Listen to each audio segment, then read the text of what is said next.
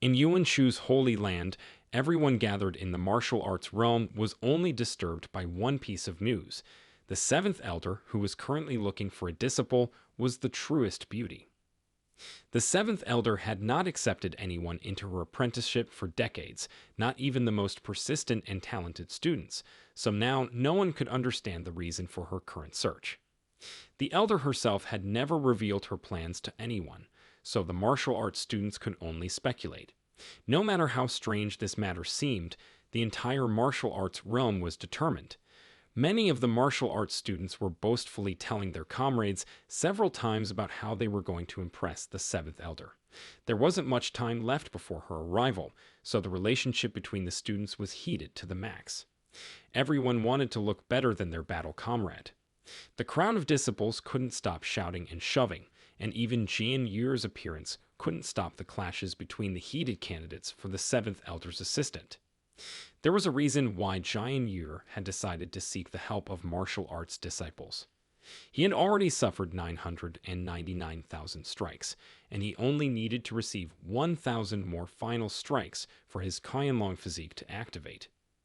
Angering the already heated crowd was the best way for Jian Yu to achieve his goal. While pondering his new idea, the young man didn't notice Ling Yu approaching him. The girl immediately started a casual conversation. She was eager to find out what brought Jian Yu to the square designated for the gathering of all the disciples. Ling Yu guessed that the boy wouldn't miss the opportunity to compete for the title of seventh elder's disciple. Ling Yu's cute appearance hid a cruel and overbearing character. Jian Yu had encountered the girl's hidden side many times before and knew very well that she intended to thwart his plans this time as well. The last time Jian Yu had been in a critical situation after an encounter with Lai Yu's hounds, he had only survived thanks to the system that prevented his strength from running out. And no matter how much the young man feared for his life, he did not want to give up the opportunity to become the most famous martial arts disciple. Knowing Lai Yu's intentions, Jian Yu had prepared well for their future clashes. He had mastered a special technique that would help him no longer feel pain and weakness, no matter how strong his opponent was. Another seventh elder disciple candidate appeared behind Jian Yu's back. The guy who looked more like a bandit than a bona fide martial arts disciple was unhappy with the appearance of a new competitor. Jian Yu, putting aside all doubts, boldly looked at the person in front of him. If the young man managed to anger the bandit, he would receive the last 1,000 blows. Then his body would be able to activate a new physique and give Jian Yu boundless abilities in using magic. Jian Yu didn't have to exert much effort. His opponents were already on the brink. The guys were sure that the seventh elder couldn't find a better disciple than Ling Yu. Jian Yu's elder sister was the best candidate, so it was pointless for the other disciples of the magic realm to compete with her. The bandits asked Jian Yu to give up his place as a disciple of the seventh elder, otherwise he would pay the price for his unflattering remarks towards his elder sister again. Realizing that the new physique would soon be activated, Jian Yu decided to take advantage of the situation. He assured the bandits that just having a charming appearance was not enough, as the seventh elder was looking for a talented and wise disciple. In addition, Jian Yu sincerely believed that any girl in Yushin would be much prettier than Ling Yu. The bandits' patience was exhausted. The remark about Yushin finally pissed off the crowd of guys, and defending his sister's honor, they rushed at Jian Yu. Ling Yu silently watched the fight from the sidelines. She didn't understand the main reason for the conflict and why the mention of Yushin had such an effect. Seeing her older sister's confusion, one of the fighters felt it was his duty to explain everything clearly to her. Carefully, without distracting his comrades from the fight, the guy crept over to Ling Yu and told her that Yushin was the most famous brothel in the city. Ling Yu, immediately seething with anger, was ready to pounce on Jian Yu herself. She, as an older sister and a successful martial arts disciple, could not silently accept the offensive comparison to Yushin girls. Jian Yu, having had a proper effect on the crowd of disciples, took a stance and prepared to take the blows with dignity. The angry Ling Yu was already rushing towards him, but Jan Yuer continued to escalate the situation. It seemed to the young man that the martial arts disciples were not hot enough to land 1,000 blows at a time, so it was necessary to play on their weakness. Lin Yu confidently continued her offensive, but what happened in the next minute left everyone present in genuine surprise. Jan Yuer, after waiting for Lin Yu to be at a sufficient distance, gave the girl a powerful punch and immobilized her for a few seconds. Lin Yu, who knew Jan Yuer as an uncomplaining weakling, could not have imagined that she would one day receive a blow from him that would make her lose consciousness. While Lin Yu was trying to recover, her brave admirers were already rushing to take revenge on the offender. Her older sister was an inviolable ideal that they had sworn to protect with all their hearts. A crowd of furious disciples rushed towards Jan Yuer. Everyone felt it was their duty to deliver at least one blow to the offending disciple. Today was a special day to demonstrate their abilities not only to Goddess Lin Yu, but also to the long-awaited guest of the martial arts realm. Each of the fighting boys was sure that the seventh elder would definitely appreciate his fighting skills and would want to take him on as an outstanding student of magic. Jan Yuer was receiving powerful blows from all sides, but he no longer felt the suffering he had felt at the beginning of activating his new physique. Now the result of his long-term torment was crystal clear. Jan Yuer couldn't wait for all the people present in the square to race to become his disciples. With only a little more time to endure, Jan Yuer actively encouraged the crowd that was beating him up. On the balcony of the main training building, the one that the entire area was so eagerly awaiting today appeared. Su Yu, the great seventh goddess, was extremely interested in the guy who was currently receiving hundreds of blows right in the center of the square. The old sage who was honored to meet the seventh elder explained that the guy in the plaza was none other than the outer apprentice handyman, Jan Yuer, who was known for being useless. The great seventh elder Su Yu had been taking only outstanding people from the field of magic and martial arts as her disciples for thousands of years. All of these people were prophesied to have a great future, which they could certainly milk under the careful guidance of the seventh elder. But to everyone's regret, not a single one of Su Yu's disciples had achieved any visible success. Even the best of the best disciples couldn't bear the burden of responsibility that was placed on their shoulders after being named the head disciple of the seventh elder. Su Yu, who was considered the strongest enchantress of this world, was obligated to pass on the knowledge and combat skills to her followers. Once again, facing the defeat of a talented disciple, Su Yu decided not to repeat past mistakes. Now she would pin all her hopes only on useless students. Su Yu was swiftly heading towards the useless disciple, who was at this moment enduring the last 1,000 blows in the square, while the old master escorted the seventh elder with a confused and slightly sad look. For 30 years now, in order to avoid the loss of life, the seventh elder had not taken anyone as her disciple. But this time, she was put in a desperate situation, and after abandoning her principles and desires, Su Yu was forced to take control of a new disciple. The old master was not completely sure of the right decision, which the seventh elder took with great difficulty. The crowd continued to strike one blow after another. It was no longer enough for the guys to just beat up their elder sister's insolent assailant, who was so confidently claiming to be a disciple of the seventh elder. With each passing minute, the bandits were hitting even faster and harder. They didn't like the fact that Jan Yuer was holding on so well and enduring each fighter's attack. Su Yu had been keeping a close distance from the crowd for a long time, but the bandits who were engrossed in beating up her elder sister's abuser were unable to notice the seventh elder. Unfortunately for them, everything had already been decided, because the results of the selection had been determined, and there was no way to influence them. The seventh elder ordered the conflict to stop immediately. Except that the disciples of the martial arts realm had no intention of obeying an outsider. Since none of them had ever met the seventh elder in person, it was impossible for them to recognize her at this moment. The disciples were certain that the girl in front of them was just joking around, as the selection could not end without the seventh elder's participation.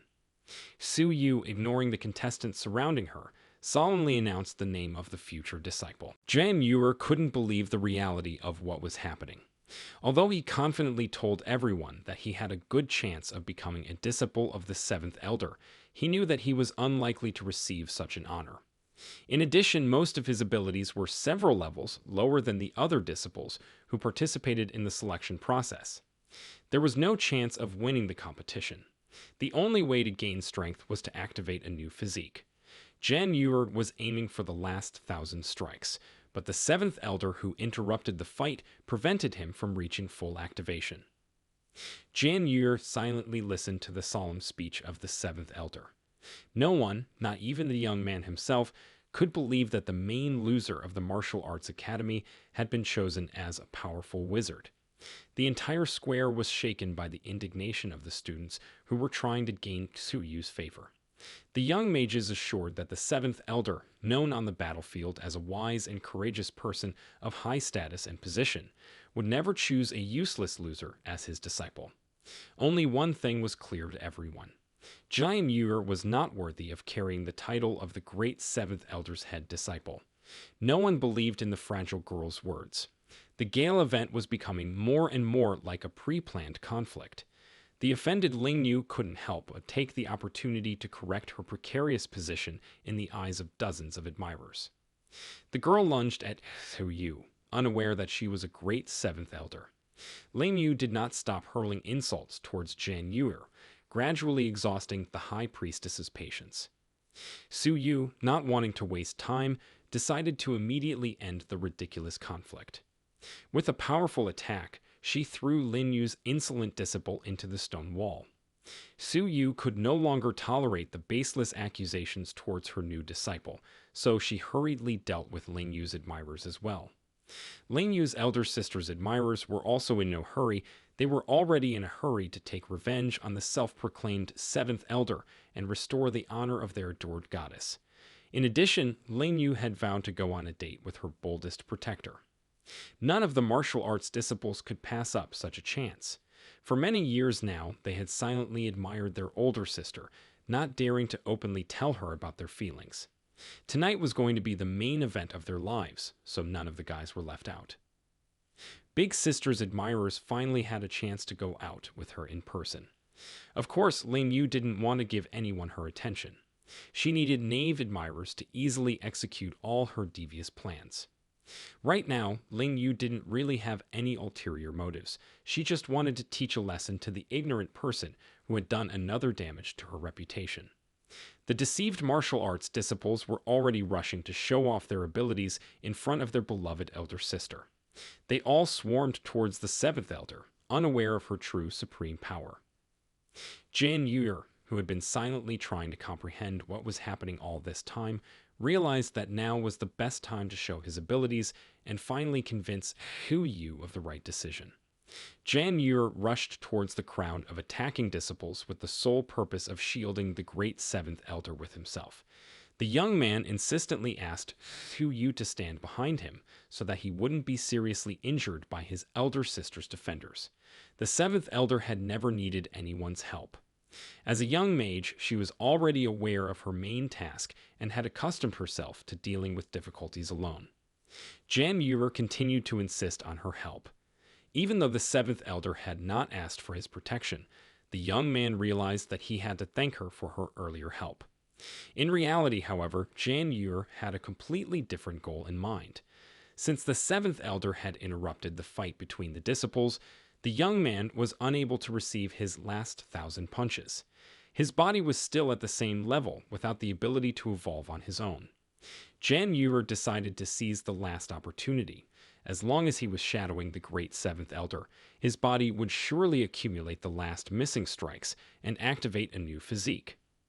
The martial arts disciples, unaware of Jian Ewer's true intentions, were already rushing to teach him and the seventh elder a lesson.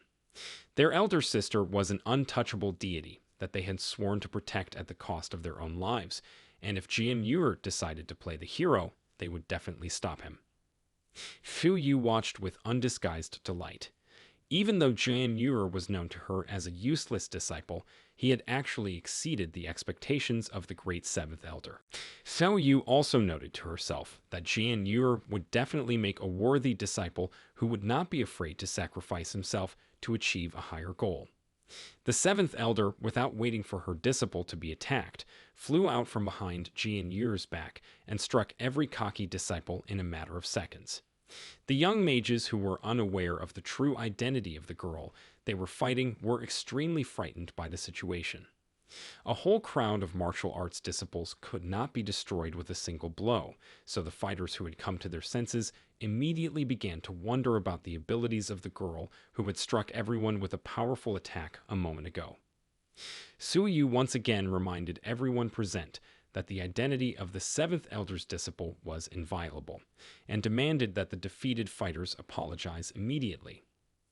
Ling Yu, who had suffered more humiliation in the past hour than she had in her entire life, sat silently against the stone wall as she continued to stare at the seventh elder with a hateful gaze. Ling Yu had not fully recovered yet, so what was happening seemed to her like the aftermath of heavy blows. Nevertheless, a crowd of defeated disciples lay on the plaza outside the main training building of the art realm. Lin Yu only had to believe in the strength of the little girl in front of her. Jian Yu, who hadn't felt a single blow on him, decided to check the surroundings. As soon as the young man opened his eyes, he immediately saw dozens of martial arts disciples lying chaotically on the ground. Jian Yu didn't understand what had happened, as all the people around him were unconscious, and only the great seventh elder was standing proudly in the very center of the training area. There was no doubt all the incredible events that had happened in the martial arts realm today had been done solely by the will of Su Yu, the great seventh elder. Jian Yu, realizing the strength of his mentor's outstanding abilities, wasn't scared out of his wits. He would have to spend the next few years under the control of this sensitive and strict high priestess, remembering to fulfill all her expectations.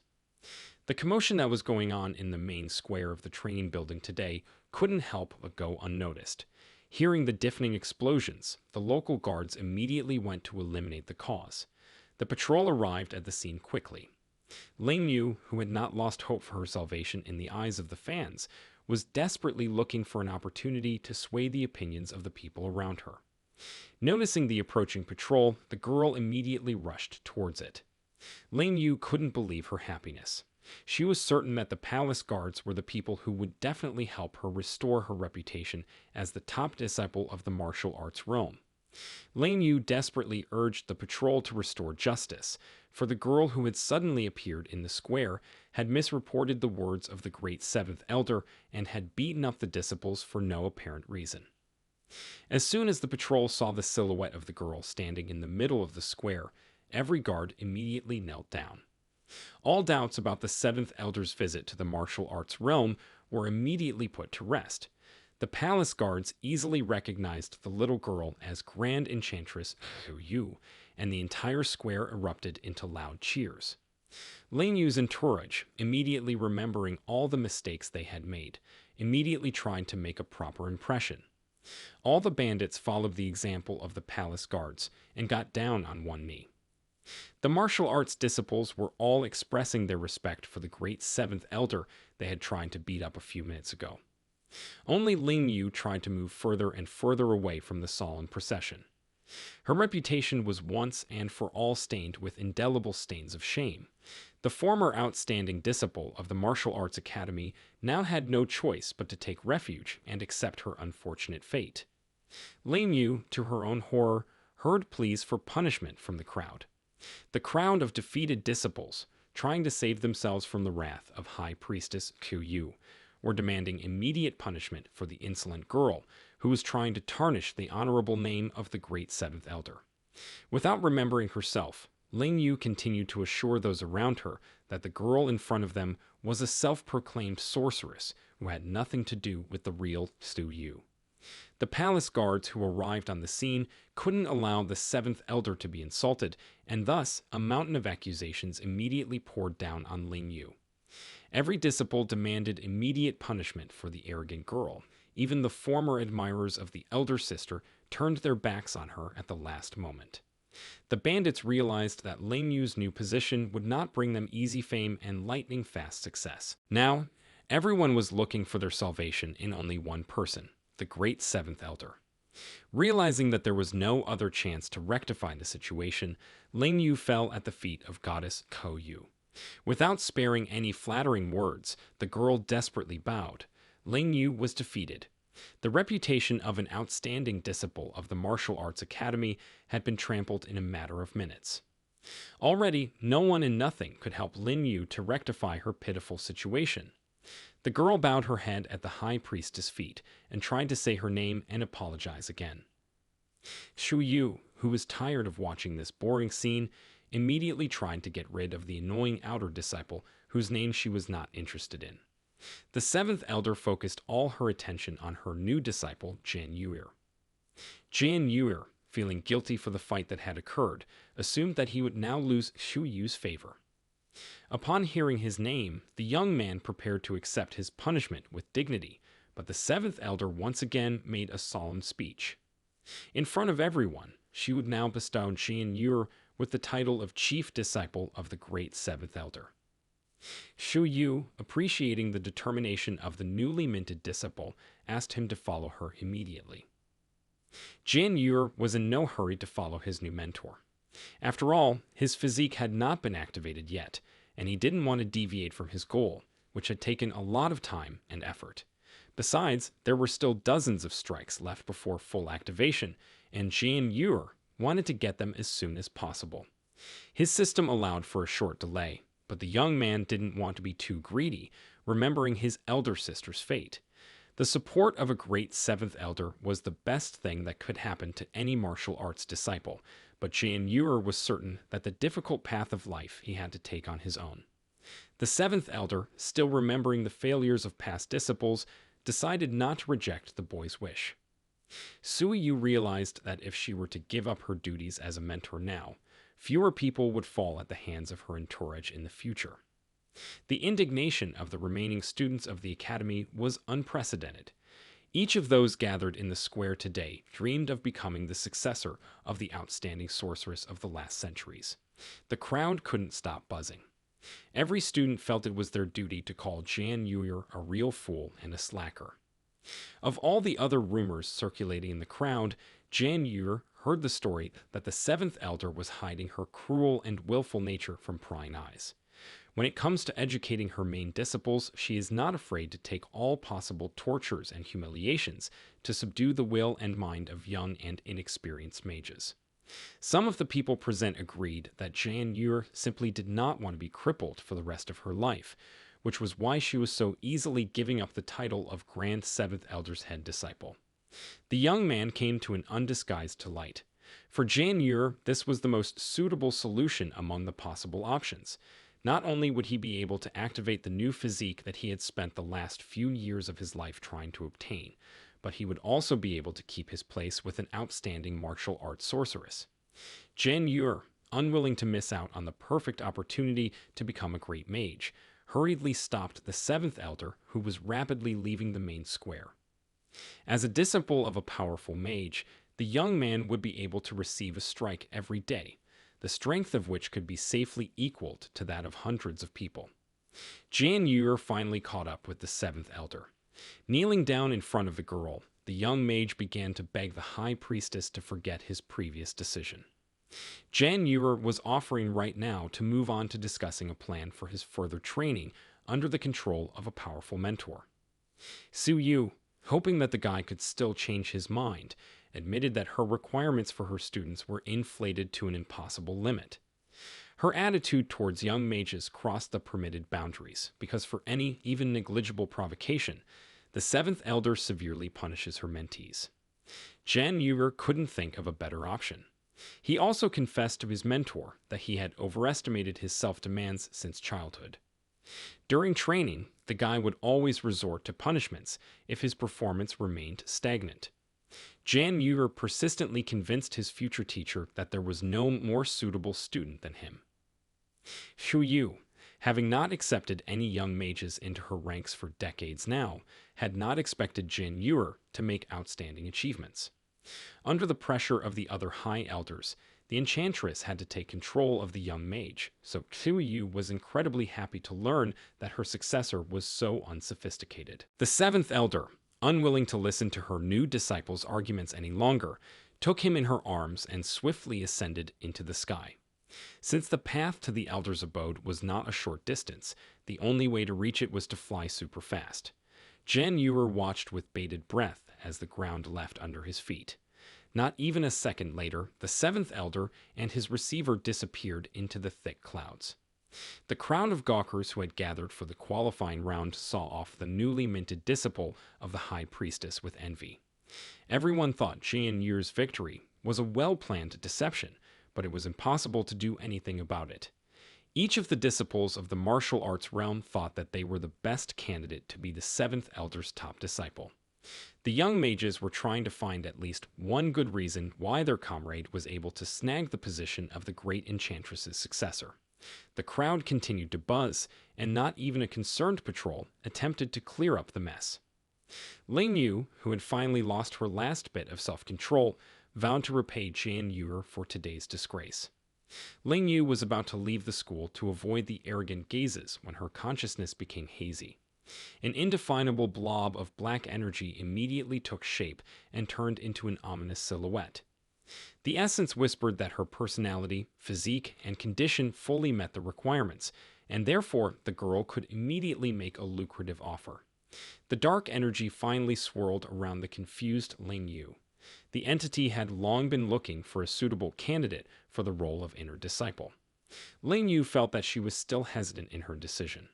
She didn't want to become a pawn in the ridiculous game of dark energy, but the road to her dream was closed. The young girl was forced to choose between two evils, and her choice was not an easy one. Ling Yu's condition was impossible to describe. She was feeling the pressure of the dark energy provoking her consciousness. Her head seemed to be constantly occupied with loud thoughts of betrayal. She knew that this choice could be her last in life, but remaining in the shadows of the other disciples was an even more horrible prospect. Ling Yu was forced to risk everything she had. She stepped forward and accepted the sinister dark energy's offer with a pained heart. The entity began to dissolve into thin air as suddenly as it had appeared. Ling Yu was left alone with all the questions that were currently running through her mind by the dozens. Ling Yu felt extremely anxious and worried. She realized that she had made the wrong choice, but now it was too late for remorse. Her mind was clouded with gloomy thoughts of what the future held. It seemed to her that she was already standing on the edge of the abyss, and one careless step could lead to her death. Ling Yu wished that she would not be noticed until she could deal with her emotions. She closed her eyes and tried to calm herself down. The sun had already started to set over the horizon, and soon the other students would arrive in the courtyard. But for now, Ling Yu was still alone with her thoughts. She stood quietly and did not move, as if she had emptied herself into a sullen silence. The upcoming meeting in the hall was making her incredibly anxious and uneasy, and until then, the conclusion of the contract had to remain a top secret. Ling Yu would never tell anyone what had happened, because a contract with an otherworldly dark power could easily kill her. In the holy land of the early Yuan dynasty, in the sacred temple of Guanyang Yun, was reading a report to a great holy master. The seventh elder had not taken anyone as her disciple for 30 years. Because Saint Master had forced her to take on a disciple, she had purposely chosen an inexperienced and useless idler to lead her. This kind of behavior only meant one thing. The seventh elder was consciously or not challenging the greatest Saint Master. The Saint Master, whose name was Lu Wei, was not very interested in his subordinates. A Saint Master's strength was truly boundless, which meant that there was no need to worry about any misunderstandings among the subordinates. Lu Wei ordered Guanyang Yun to immediately deliver the divine decree to the seventh elder that she would be barred from using medicines for 3 months. The Saint Master also asked Guanyang Yun not to blame her elder sister for being cruel, for only her disciple was capable of opening the secret realm. The great seventh elder escorted Zhen Yuer to the secret realm of Boshan. The young man couldn't get enough of the beauty of his new residence, and didn't miss any opportunity to take a closer look and marvel at its sights. Su Yu was certain that one had to be careful and cautious in a new place to avoid making a preventable mistake, so she didn't take well to her disciples' behavior. Watching him, the seventh elder realized that she had a lot of work to do to make Jian Yur a worthy magician to take her place after she left. The seventh elder was determined to do her best to make her disciples succeed in this world of magic, even if it would require a lot of effort and time on her part. When the seventh elder returned to the Bashan's secret realm, she was greeted by the guardian of this magnificent place with all honors and greetings. Jian Yur, who was a newly minted disciple, was immediately introduced to the guardian of this place by the high priestess, who didn't want to delay the welcoming ceremony. After all, the Bashan's secret realm was a special place with its own long-established rules and customs, and Jian Yu, being a young apprentice mage, had to familiarize himself with the regulations here as soon as possible. After familiarizing himself with the rules in detail, Jian Yu should have moved on to the next stage of his great formation. However, as it turned out, the guardian hurriedly interrupted their conversation, for High Priestess Guanyang Yun had already managed to deliver a divine decree that required immediate reading and action. Although Xu Yu was amazed that Guanyang Yun had come on her own rather than sending a messenger to deliver the message, she realized that it might have been due to a previous decision that prohibited novices from using any other means of communication other than face-to-face communication. Xu Yu had respect for Guanyang Yun, but felt that her actions were unfair and inconsistent. She would be very happy to hear the details of this decision and discuss it with Guanyang Yun in the future when she was able to see her again, but annulling Saint Master's decision was impossible. The seventh elder realized that the measures taken were harsh, but instead of openly expressing her displeasure, she chose to restrain her emotions and remain calm. Now for the next 3 months, the seventh elder would not be able to access the magic medicines, but she would definitely be able to find a way to use this time effectively. Jian Yur was amazed not only by the Saint Master's decision, but also by the enormous responsibility resting on his shoulders. He realized that he had a difficult path ahead of him, and that he would have to constantly overcome obstacles if he wanted to become a master of the Bashan's secret realm. However, Jian Yur, who never gave up in the face of difficulties and always strived for his goal, was willing to take responsibility for the deeds he had done. He realized that there were many opportunities for growth and development in the world of magic and secrets, and he was willing to use all his knowledge and skills to become the best of the best. Xu Yu was not only a gifted priestess, but also an outstanding strategist. She understood Saint Master's intentions well and knew that the divine decree had been issued to weaken her fervor. However, this only made her more determined and strengthened her faith in her intentions. Xu Yu had purposely taken control of a useless and weak disciple in order to impress the Saint Master properly. She understood that her actions might seem cruel, but she was willing to do anything to protect her honor and her subordinates. The seventh priestess had no intention of simply tolerating Lu Wei's disrespect for her subordinates. She wanted to set a shining example of what disobedience leads to. The seventh elder was willing to fight for her righteousness, no matter what. Guanyang Yun was utterly bewildered after meeting with the seventh elder. The news that access to magic medicines was forbidden would have caused any magician to be startled, but Xu Yu didn't show a single emotion, which only added to the mystery of her image. Guanyang Yun was sure that the divine decree would anger the seventh elder, but the keeper of the Bashan's secret realm was angry instead, which made Guanyang Yun even more puzzled. She was prepared for difficulties, but she hadn't expected such a reaction. Nevertheless, she decided not to back down and tried to understand the reasons behind the keeper's behavior. Guanyang Yun was persistent and determined. Her knowledge and experience would definitely come in handy to learn about the seventh elder's true motives. As Saint Master's chief envoy, Guanyang Yun was obligated to be well aware of all of her subordinates' intentions. Accurate information would help the ambassador make the right decisions immediately, making the past 100 years in the Saint Realm pass with relative peace. For the past 30 years, the seventh elder had to endure the consequences of the terrible injury she had received due to the magic sect. Saint Master's decision was truly cruel, as Ku Yu needed treatment and magic medicines more than any other mage. Gan Yang Yun spent a lot of time trying to understand the situation of accessing magic medicines and her influence on the Seventh Elder. In the end, everything became clear to her. It turned out that Ho Yu was constantly suffering due to a severe injury she had received many years ago. This had prevented her from taking disciples for 30 years. Perhaps Saint Master's decision to forbid access to magic medicines was necessary. The Seventh Elder could only blame herself and her useless apprentice for being the reason she was in such a deplorable situation.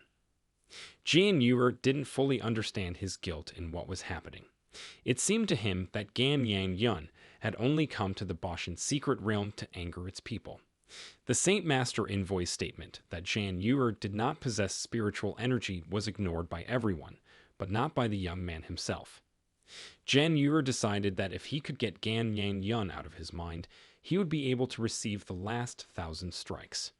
Then his body would have no problem activating his new physique and launch a large influx of magical energy. Jian Yuer only had to put in a little bit of effort, as the Saint Master envoy was already struggling to contain her rising anger. Gan Yang Yun had always been against dueling with young mages, but Jian Yuer's offer to fight with him had finally driven the Saint Master envoy out of her mind.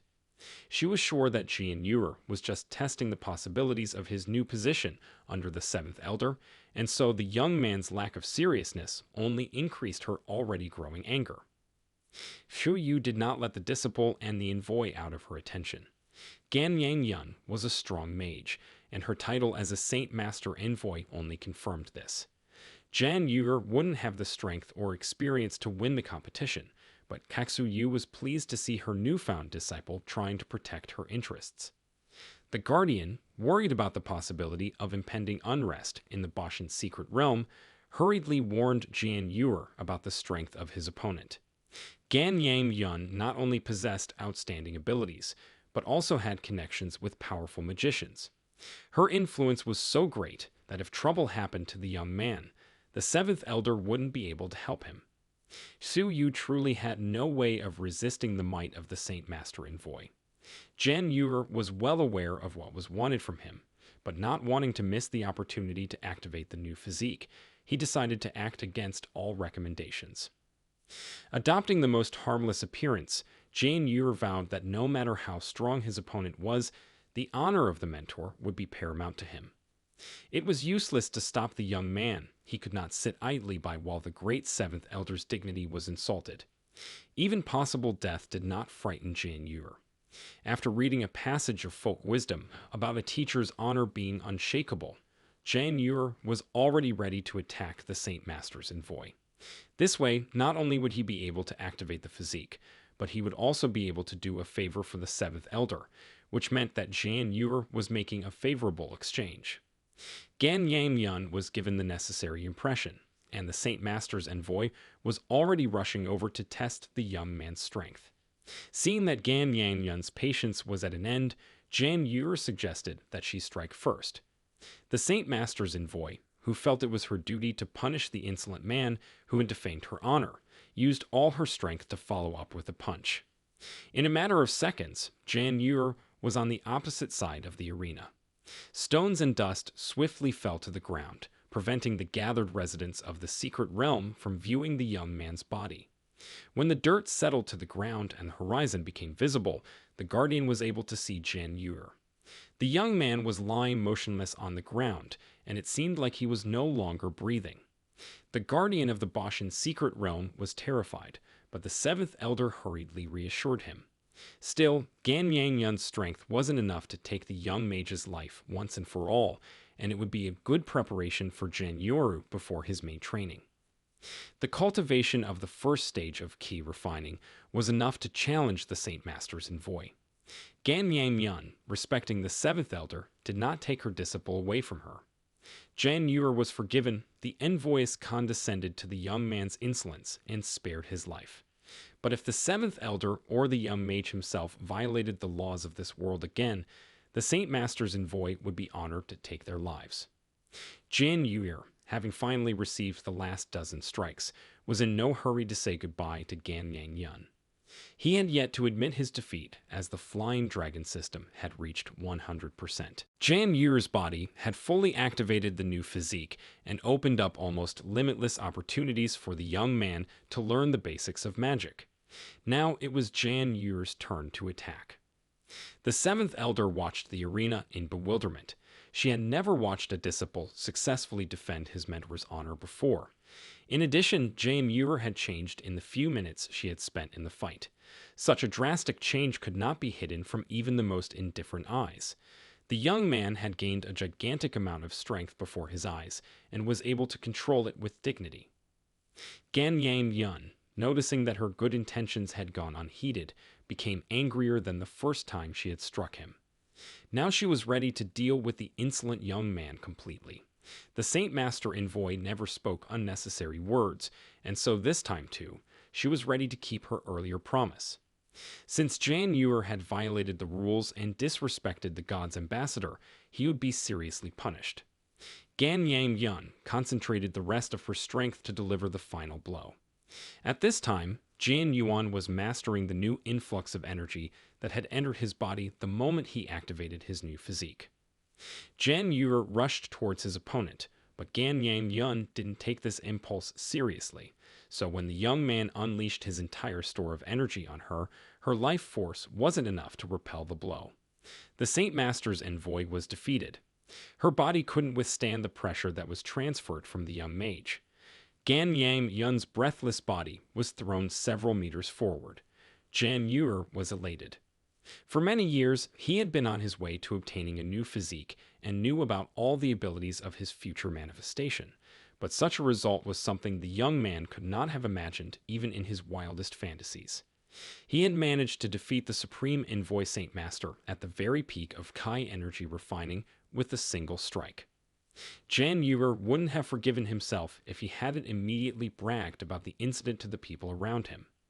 The young man stood by the breathless body with his head proudly raised as he continued to marvel at his new martial arts abilities. The physique was notable for its incredible power, for in all stages of Kai refining, Jan Yuer was several steps taller than the owners of other physiques. The Flying Dragon system instantly revealed the invincible Ki refining stage in the young man. Once upon a time long ago, Jian Yuer had heard from other students that the most outstanding disciple of the Muzhengbing magical martial arts sect was at the peak of Ki refining. But what it actually meant, the young man could not understand. Without thinking long about what was happening, Jian Yuer immediately enlisted himself as one of the best disciples. Moreover, he believed that he was now considered the strongest mage in the world. Jan Yuer, ignoring the presence of his mentor and the guardian of the Boshin's secret realm, mourned his past life. After activating his new physique, the young man realized how much hardship he had to endure as a young mage. Jan Yuer had even mistakenly thought that he could have gotten his new strength in a different, easier way. Consoling himself, Jan Yuer was glad that all the beatings he had received earlier had finally paid off properly. The guardian of the Boshin's secret realm watched the young master's behavior with horror. The young man was jumping for joy, then falling to the ground and crying bitterly. The old guardian began to believe that the young man was seriously ill, so he tried to think of a way to help the young master as soon as possible. For the first few minutes, Jan Yuer didn't pay attention to the confusion around him. While the old master was fidgeting, the seventh elder couldn't stop glaring at his successor with a cruel gaze. Jan Yuer didn't feel pressured, and so after coming to his senses, he wanted to immediately boast to his mentor. Raising his eyes, the young man met the great seventh elder's disdainful gaze. Shu Yu was angry at her new successor for a reason. 30 years ago, she had been cruelly deceived by the dark magic sect and had never learned to trust people again. Jan Yuer had only been chosen as her successor because he was not particularly intelligent, so the thought of betrayal wouldn't have touched him. Now that the great seventh elder had seen her disciple's true colors, she had no choice but to look into the reasons for what had happened. First and foremost, Shu Yu wanted to understand why Jan Yuer had hidden his true strength from her until now. The young man, realizing his mistake, tried to instantly explain himself, but a strong slap immediately brought him to his senses. Despite Jian Yu's absolute truth about his newly manifested abilities, Cao Yu couldn't believe him. Trusting a disciple that everyone knew to be useless and foolish was not in the Seventh Elder's rules. Su Yu no longer tried to hide her disappointment and directly announced the reason why Jian Yu was in the Boshan's secret realm. As the great Seventh Elder continued to deliver one blow after another, Jian Yu felt an incomprehensible process happening in his body. It had happened to him before, when he had purposely set his body up for countless blows from his comrades, only now that the new physique had already been obtained, the sensation was slightly different from before. The Flying Dragon system registered an increase in the energy force in the young mage's body. Qianlong's mastery of the physique was already 38%. After receiving a couple more powerful blows from the great Seventh Elder, the system registered a rise in vitality to 69%. The guardian of the Boshan secret realm glanced nervously at what was happening. The old master had convinced himself in vain that the great Seventh Elder was showing affection for his newly minted disciple. The old guardian asked the young master not to hold a grudge against his mentor. After all, she was worried about his life, but it was unlikely that Jian Yu was hearing any pleas for forgiveness right now. Completely exhausted, the young man fell at the feet of his adored mentor. There was no more strength to deflect the blows, and so there was only one true remedy left. Jian Yu began begging his mentor for mercy relentlessly. The young master was sure that the blows dealt would be enough to exhaust the guilt, plus his body kept reacting strangely, and the Flying Dragon system kept registering misunderstood values. But Cao Yu, after listening to more than one request for forgiveness today, decided to let her disciple know one last time that lying was the one thing in the world that hurt her heart the most. The great Seventh Elder was highly respected among ordinary people and powerful mages for a reason. The girl could not exile her own disciple to certain death, and therefore decided that the best way to save Jian Yu would be to completely strip him of his powers. With one precise energy strike, Cao Yu wanted to strike the heart of her young apprentice, but instead of the expected defeat, Jian Yu discovered a new ability. The great Seventh Elder couldn't believe her eyes. Qianlong's physique mastery had reached 100%, and Jian Yu threw out a huge amount of magical power that couldn't find a place in the young master's body. Su Yu was astonished by her disciple's sudden transformation, for the discarded magic was nothing but a special kind of energy that even the most experienced wizard could not easily handle. Su Yu's entire body was engulfed in a deadly fire. The girl couldn't handle the enormous amount of energy. Worried even more, the old guardian of the Boshan secret realm still found the strength to rush to the young lady's aid. The old guardian of the Boshan secret realm worried in vain about the life of his young lady. The great Seventh Elder was not harmed in the slightest. On the contrary, to everyone's surprise, the girl transformed and reached her original appearance. It was in this physique that the young Seventh Elder was able to achieve unprecedented greatness and enjoy respect to this day. Running up to the High Priestess, the old master was still able to let go of his worries, but they were replaced by new, even more inexplicable questions. The young lady had managed to restore her original appearance without having access to magical medicines. Jian Yu's energy activated another unknown energy in the great Seventh Elder. The magician's bodies went into resonance and transformed each other. Examining her new, or rather former appearance, Su Yu did not understand the true reason for what had happened. After the tragedy with the dark magic sect, the Seventh Elder had tried many remedies, but still no visible result. The exhausted Jian Yu lay on the ground and silently admired the beauty of his mentor. The young man's body ached terribly. Jian Yu was beginning to think that his teacher was definitely the devil in the flesh, because the martial arts master's blows were much stronger than the blows he had received from his older sister's group of bandits. Su Yu ordered Old Man Wai to immediately prepare all the necessary medicines, because by tomorrow, Jian Yu should be ready for grueling training. Even with such outstanding abilities, without proper training, Jian Yu would not be able to pass as a worthy master of the Boshan secret realm. Old Wei was troubled by the young lady's decision. The medicines in the warehouse were kept for a special occasion, And since the Saint Master had revoked the right to use magical medicines, the potions had to be treated with extra care. The old guardian of the Boshan secret realm didn't like waste, but he couldn't disobey the young lady's order either. Jan Yur's energy returned the great Seventh Elder to his original appearance. If Su Yu was able to ascertain all the specifics of the process that had occurred, she might never need magical medicines again. The knave Jan Yur had mistakenly assumed that the great Seventh Elder loved him, since she was not afraid to sacrifice the remaining medicines for the sake of a foolish disciple. The Tao Shu secret realm, upon learning of the divine decree, came to an unprecedented revival. No one could believe that a Saint Master had left the great Seventh Elder without magical medicines for 3 months. Su Yu's merits had never been kept strictly secret, and therefore many mages were left outraged by Saint Master's decision. The young mages could not find even a single reason that allowed them to deprive the great Seventh Elder of the necessary treatment. In addition, the mages feared that after the recent events in the secret realm of Boshan, Su Yu would definitely be punished even more. In the Tao Shu secret realm, it was mistakenly believed that it was the Seventh Elder who had injured the Saint Master's envoy.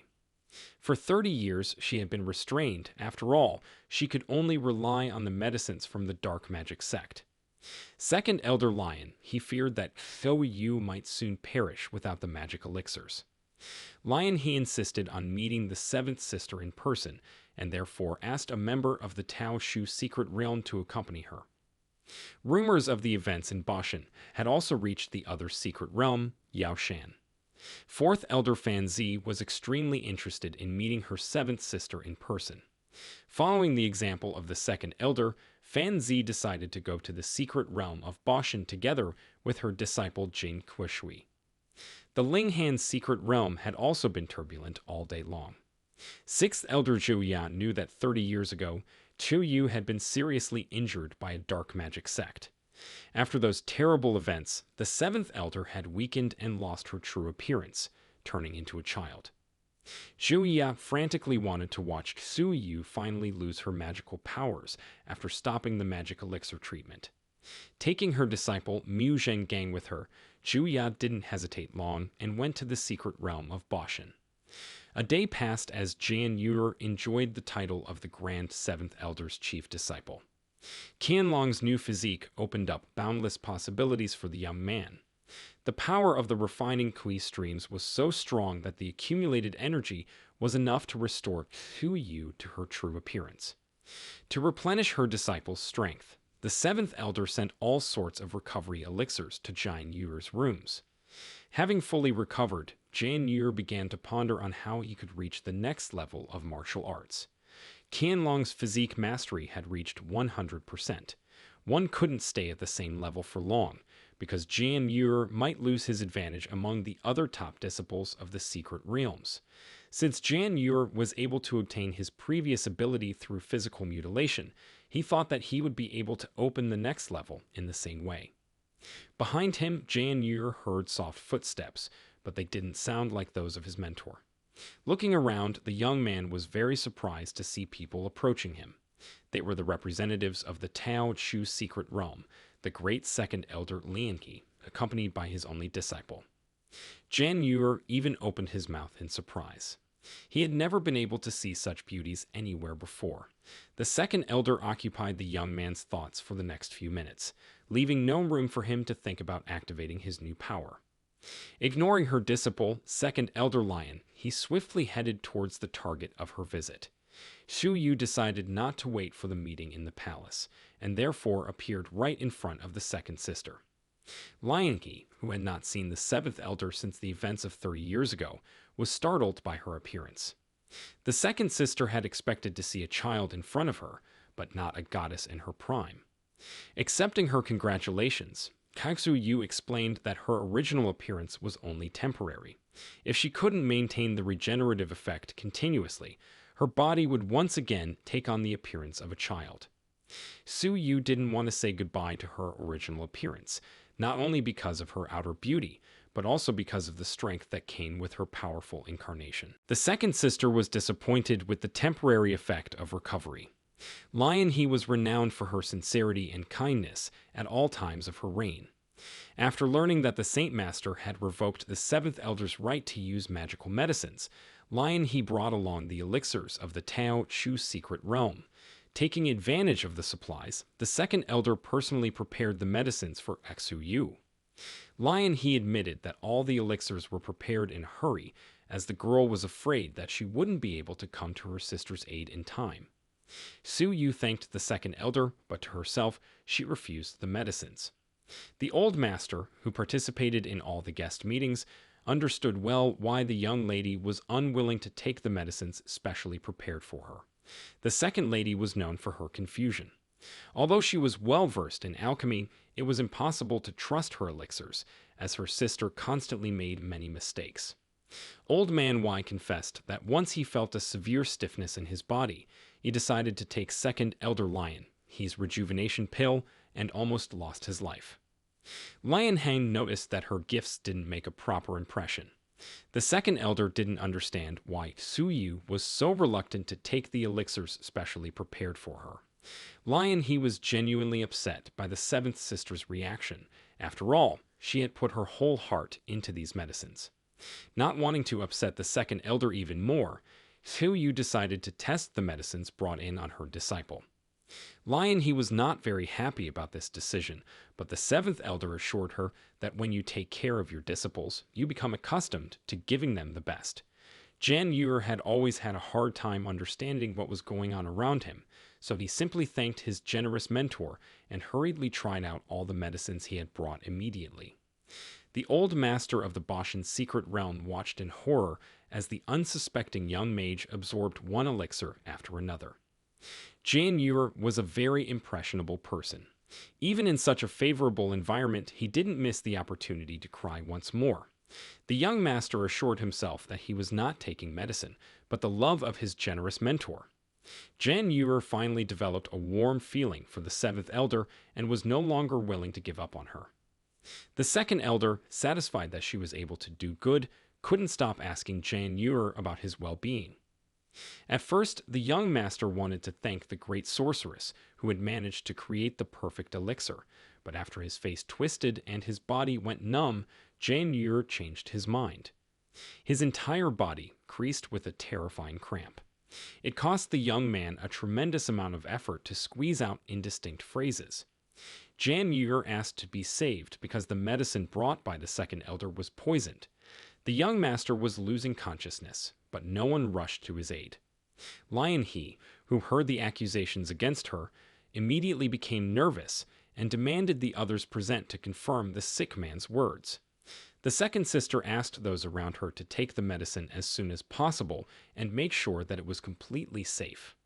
Su Yu, Old Guardian Y, and Secret Realm disciple Tao Shu simultaneously shook their heads. Each of them knew about the High Priestess's absent-mindedness, but they didn't want to upset the innocent sorceress. Su Yu once again thanked her second sister and assured her that the medicines she had brought could certainly cure all existing diseases and replenish the level of magical energy in her body. Lion He knew that her elixirs were known throughout the Saint Realm as the highest quality magic medicines. But Jan Yuer's convulsions were not a pre-planned production, and the second priestess could not ignore them. Leaving all claims aside, the High Priestess turned to the sick man after all. Lion He wanted to find out the real cause of the young master's illness, because in her opinion, the pills were of the highest quality. The second priestess naively believed that Jan Yuer's life force was at a minimum level, which was why he was unable to cope with the large dose of magical substances. Lion He also assumed that the culprit was the magic medicines from Su Yu's storeroom, which the young man had taken before her arrival. Not knowing how to help the sick man, the second priestess mindlessly twisted his head from right to left. Tired and exhausted, Jan Yuer didn't know how to get rid of the annoying sorceress and kept crying out for help. Old Man Y, seventh elder and secret realm disciple, Tao Shu continued to silently stand aside. They had no right to interfere with the second priestess. Lion He possessed power and respect, which meant that they should be friends with her, not at war with her. Besides, Hu Yu's position was now more precarious than ever. She had lost access to magic medicines and had attracted too many enemies. Jan Yuer continued to helplessly roll around in the second elder's arms. His gaze fell on the beautiful high priestess. Smiling, the young man mumbled something incoherently. Lion he did not understand all the words spoken by the young master, but he had an interesting thought. According to her guess, Jan Yuer felt sick, not because he had taken too much medicine, but because the medicine he had received was not enough for his body. Lion he knew from her seventh sister's story that Jan Yuer had been badly injured yesterday and had lost a huge amount of vitality. Different types of injuries required different medicines. Since the elixirs brought were too little, the unhealed injuries continued to plague the young master of the Boshan secret realm. A huge jar of magic pills appeared in the hands of the second elder. All the medicines of the Tao Shu secret realm are exclusively handmade using techniques developed by the second elder herself. A huge jar of poorly prepared pills could not heal poor Jan Yuer. The young master looked at the jar of pills and the satisfied face of the second sister with horror. Jan Yuer realized that neither Old Man Wei nor Xu Yu would stand up for him, and he didn't want to cross second elder without a chance to save himself. Lion he couldn't be pleased with her ability to heal people. She felt that Jan Yuer was getting better right before her eyes. The young master tried his best to get rid of the pestering second sister, but Lion he was more persistent. Su Yu was uncomfortable watching this scene, but she didn't want to mess around with the newly minted disciple herself. More worried than anyone else, Old Man Wei tried to correct the young lady's decision. Jan Yuer had to be rescued immediately. Otherwise, the best disciple would soon die from the low-quality pills of the Tao Chu secret realm. Su Yu, despite Lion He's obvious mistakes, had complete confidence in her. After the events of the past, second sister had become clumsy, but she hadn't forgotten the basics of alchemy. Although all of her medicines had serious side effects, they were not life-threatening. The old guardian of the Boshan secret realm was touched by the relationship between the sisters. They were both unhappy, but they had not lost their ability to remain sensitive and kind people. Jan Yuer couldn't find a place to sit. With each pill he took, his condition deteriorated faster and faster. Jan Yuer had no strength left to resist, so the medicine was able to penetrate into his weakened body without any difficulty. Jan Yuer had never imagined that after living in the other world for 3 years, he would die from poisoning rather than from his wounds. But the young master wasn't used to giving up, and he also felt the changes in his body again. The Flying Dragon system announced that when Qianlong's body mastery reached 100%, Qianlong's energy would activate. Due to taking substandard medicinal pills, Jan Yuer had gained 38 extra points of Qianlong energy. The young master of the Boshan secret realm realized that the system had activated a new ability. The unbearable pain caused by taking the elixirs began to fade imperceptibly. After a minute, Jan Yuer had completely regained clear consciousness and stopped feeling the brokenness in his body. To himself, he thanked the second elder and her horrible pills that had helped the system break through to the next level. The second elder, clearly engrossed in the process, kept trying to feed Jan Yuer the last pills from the jar. Having discovered his new ability, the young master was no longer afraid of being poisoned. In Jan Yuer's mind, another unreliable plan matured. After stopping the second elder, the young mage refused to take another batch of pills. Lion He, who wasn't used to rejection, immediately started to get angry at the foolish disciple. Jan Yuer, not letting the high priestess finish her speech, repeated that he didn't intend to take any more medicines because there were too few of them. Jan Yuer assured that his body might suffer again if the magic elixirs weren't enough. The young master confessed that he had never had the chance to taste top-quality pills anywhere before. Lion He was pleasantly surprised by what he heard, but Old Man Wei couldn't stop panicking. He feared for their lives more than the mages themselves. After devoting his entire life to the young lady Xu Yu, the guardian of the secret realm of Boshan, decided to give the rest of his life to her disciple. The old master feared that while taking the pills, the young receiver had gone insane, and if the abuse didn't stop, he would surely die before their eyes. The seventh elder only smiled enigmatically at Old Man Wee's pleas to intervene. She didn't know how to worry about her disciple yet, and so Xu Yu was only amused by Xu Yu's interesting reaction to the drugs. Lion He couldn't contain her emotions. Tears rolled from her eyes as she thanked Jian Yuer for coming into her life. The second elder had finally found someone who appreciated her life's work. Lion He watched the young master with awe and saw him as a kindred spirit. Since the second high priestess didn't have any more pills with her, she suggested that Jian Yuer should head to her secret realm of Tao Shu for more elixirs right away. Lion He promised the young receiver access to all the medicines of the Holy Realm, just so long as his body returned to normal. The elated Jian Yuer was already confidently walking beside the second great elder, not noticing the confused looks of Old Man Wei and Xu Yu. After 30 years, this was the first time the seventh great elder had found a disciple, as he was already leaving with another priestess. Xu Yu didn't want to train the new successor herself, but letting him go with a suspicious priestess wasn't a good decision either. Jian Yuer happily followed the second elder, trying not to take a single step away from her. Xu Yu wanted to stop the guests from leaving her house, but the Saint Master decided to intervene in the affairs of the great mages. The appearance of the master disturbed everyone present, especially the cowardly old guardian of the secret realm of Boshan. Jian Yuer watched the new goddess with admiration. He only knew of the Saint Master from the stories of the seventh elder, so he didn't immediately guess who was currently floating in the air in front of him.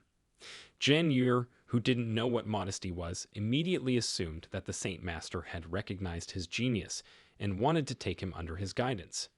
But the reason for the appearance of a supreme deity in the Boshan secret realm was different.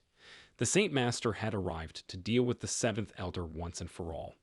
Xu Yu had confused all of the supreme deity's plans with her behavior and injured the chief envoy. In order not to set a bad example to the other deities, the Saint Master immediately arrived to eliminate the cause of all the unrest. With his incredible energy, the deity made Xu Yu kneel before him. Listening to the seventh elder's excuses was not in the Saint Master's plans, but Xu Yu still tried to defend her honor. She explained that this secret realm had already claimed more than one life of the chief disciple. Countless innocent people suffered from natural disasters and magical effects every year. Despite the seventh elder's obvious rightness, the Holy Master exiled the whole thing for excessive insolence and hurriedly disposed of the unwanted sorceress. Xu Yu's body was pierced by hundreds of energy streams. Unable to withstand the magical impact, the seventh priestess gave all her strength to preserve her life. Retaining her former appearance was out of the question. When the wall of dust finally settled, the little seventh elder appeared before the gathered people of the secret realm. Her adult appearance dissipated along with the energy streams. Jian Yuer was terribly upset that his mentor was once again a child. Lion He, known for her mercy, rushed to help the seventh elder. The second sister tried to appeal to the Holy Master for mercy. After all, Xu Yu had only recently recovered from the events that had happened to her 30 years ago. The old master of the Boshan secret realm, following the second sister's example, also fell to his knees and began to beg the deity for mercy. All of these people treasured the seventh elder, for her exploits truly changed the course of history in favor of the Saint Realm. The second sister did not understand why the higher order was so dismissive of the powerful sorceress. Xu Yu had always had a special awe for the common people and other magicians. Even the betrayal of the dark magic sect could not make her abandon her good intentions. Jian Yuer, feeling responsible for what was happening, did not beg for mercy, but confidently admitted that the wounding of the Saint Master's envoy was his fault. The young successor blamed the deity for the fact that it, without understanding all the intricacies of the case, rushed to deal with the unwanted wizard. Jian Yuer assured him that he was the one who should be punished for his mistakes, but not his master. The second elder now understood well why Old Man Wei had remained tense all this time. The young master, unaware of the established laws of this world, had broken the most important rule. He had disrespected the supreme deity, and now he would have to give his life to atone for what he had done. The Saint Master deprived Jian Yuer of his senses with one weak strike. Saint Master didn't understand how an inexperienced master with the first level of key refinement was able to defeat the chief envoy. It was almost impossible to believe what had happened, so the Saint Master decided that with such a foolish act, the disciple was diverting his attention from something more important. The deity took one last look at the defeated seventh elder. Saint Master had promised to give Xiao Yu one last chance, but in order to do so, she must select a gifted genius from an outside sect as her top disciple and train him in all known martial arts techniques. But that was impossible. Su Yu, being a great elder, had sworn under pain of death to never again interfere in the affairs of the divine order of innocent people. For hundreds of years, Cantu Yu had watched ordinary people fail while trying to reach the level of a deity. The Saint Master was certain that no mage was capable of keeping people from tragic deaths. Even if the young apprentice was not involved in the affairs of the Supreme Order, his fate would not be simple in any case. This was the way of the world, and even a holy master would not be able to change the order that had existed for thousands of years. Jian Yu, who had received a powerful energy discharge, was unwilling to get up and continue fighting. Meanwhile, the Flying Dragon system continued to register an ever-increasing influx of magic. After receiving a critical attack from the Golden Core realm, Qianlong's energy was increased to 100 points. Xu Yu, sensing the approaching danger, tried to immediately protect her disciple. The Saint Master was accumulating a divisive energy. Since the seventh elder was unwilling to involve ordinary people in the affairs of the Supreme Order, the deity decided to involve an innocent person himself. Since Xu Yu had chosen a useless and weak sorcerer as her disciple, he would be responsible for all of his mentor's future mistakes. Jian Yu, who was tired from the constant battles, tried to gather his energy together. The Flying Dragon system never stopped warning of danger. The strength of the approaching attack was many times greater than what his physical body could withstand. Jian Yu sensed the impending end as a seventh elder suddenly appeared out of thin air in front of him. Su Yu, afraid of repeating the events of those terrible years, decided to save her disciple at all costs. The Saint Master continued to launch deadly attacks, and the light barrier could no longer withstand the strain that was being placed on it at that moment. The seventh elder lost her last bit of strength, and while trying not to lose consciousness, she asked Jian Yu to keep fighting for her life. Jian Yu held his master's injured body in his arms. She was only breathing quietly, trying to recover. He realized that he had been in this world for 3 whole years, but no one had ever cared for him as much as his master. He knew that the master had his own reasons for taking him on as his apprentice as well, but now he actually realized and saw that she really cared about him and his health. She appeared to be the only one who actually cared about him. Jian Yu decided that he couldn't walk away from her, but not only walk away, but let her know that he deserved her care to prove it. The girl tried, ignoring the pain, to get to her feet. He informed the Saint Master that he wasn't lying and Guan Yuanyuan had really lost to him. He suggested that she should be ashamed to lose to a scum at the first level of K refining. He explained to the Saint Master that this was probably why she had not told her the truth, causing her to mistakenly think that the Master had done so. The Holy Master only replied that it was impossible, since he was really a scum at the first level of K refining. He replied that he didn't care about people calling him scum, but he was worried about his master and didn't want people to misunderstand her because of him. And so he decided to show everyone, and he wants to do it now, that he's not a waste, and that his master has taken a brilliant disciple. The injured Su Yu, hearing such words from the guy, gaining strength, told him not to do it. She realized that it was a huge risk, but Jian Yu handed her over to Old Man Wei, and asked her to get a good rest first, and as for everything else, the guy confidently said that it was worth leaving it to him. He addressed the Saint Master, saying that he, Jian Yu, a disciple of the Boshan secret realm, believed that there was absolutely nothing wrong with his talent. He also assured that he was ready for any possible tests. The Holy Master was surprised to look at this little boy. A certain realization came to her that he really didn't look like scum. She wondered if she could really be wrong about him, and so she decided to personally put the young brat to the test. As soon as her energy began to radiate, and it was only a moment before she rushed to the boy, the fourth sister intervened. With her appearance, she disrupted the Holy Master's plan and surprised her. The fourth sister asked her to wait for the start of the test, and explained that it was just a test of this young lad's talent, so why would the Saint Master personally be involved in this matter? The fourth sister suggested that her disciple Jing Qiushui take care of the matter, explaining that her student was also in the key refining realm, and it would be very beneficial for the peers to learn from each other. It would allow them to better see each person's talent. The Saint Master agreed with the fourth sister's words, allowing her disciple to test the guy. Before the trial began, the fourth sister reminded her apprentice to give her little brother some good advice, but made sure to be careful about him. Jing Qiushui replied that she understood and confirmed that there was no reason to worry. Although at the same time, she thought that she didn't care whether this guy was a genius or not, as long as he used disciple, she would try not to let him live for anything. Stui Yu told Old Man Wei that things were not good since things were like this. She knew that fourth sister Fanzi had always disliked her. If her disciple was allowed to act now, Jan Yu's life might be in danger. But Old Man Wei hurriedly reminded her of her wounds and the fact that she had regained her childlike appearance after losing much of her strength. Fourth sister Fanzi immediately told her not to worry. After all, she thinks Jan Yu is a busy guy, and she won't let anything dangerous happen to him. Her student Jing Qiushui told Jan Yu not to think that she was the older sister who didn't care about him, and suggested that he choose for himself what they would compete in.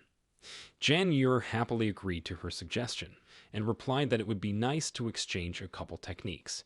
It occurred to him that there were so many beauties in this holy land, and they were all so friendly and beautiful. He decided that he should take every opportunity to expand his horizons. Jing Qiushui replied that there was no need to be ceremonious in such a case, and immediately flashed with energy and threw a glowing shuriken towards the guy. The shuriken whistled wildly and rushed towards Jan Yu, who was not expecting such a thing. Old Man Wei became worried, saying that things were bad since Jing Qiushui had used the lightning shuriken. Su Yu was also horrified from Jing Qiushui's sudden deadly technique. It became clear to her that they definitely had bad intentions for her disciple. She decided that by all means she had to save Jing Yu. But fourth sister Fanzi tried to calm her down, telling her not to worry so much, explaining that she thought Jan Yu still had enough strength for the challenge. Jan Yu took a few leaps and skillfully dodged Jing Qiushui's lightning shuriken attack. After reminding her that this was just a friendly exchange, and did Big Sister really want to destroy his Danshin? In response, Jing Qiushui stated that the weapon has no eyes. And since Jan Yu's younger brother had accepted the challenge for this trial, he should be willing to get hurt by her weapon, and maybe even die. She herself was quite surprised that Jan Yu was able to dodge her lightning-fast shuriken, something she had clearly not expected. To herself, she realized that this guy really wasn't a weakling. Jan Yu got to his feet and replied that since that was the case, then no one would blame him if Big Sister Jing Qiushui accidentally died during his trial. Jing Qiushui only laughed upon hearing his words, while predatorily licking the tip of her shuriken. She replied that would her glorious little brother really kill her. She wondered how he wasn't ashamed to joke like that in front of Saint Master and the elders. Jan Yu's words really amused her, for Jing Qiushui felt completely superior to her younger brother. Likewise, her feminine arrogance couldn't be affected by a scum like him. Jan Yu only shrieked back at her that she would soon find out if his words were a joke or not.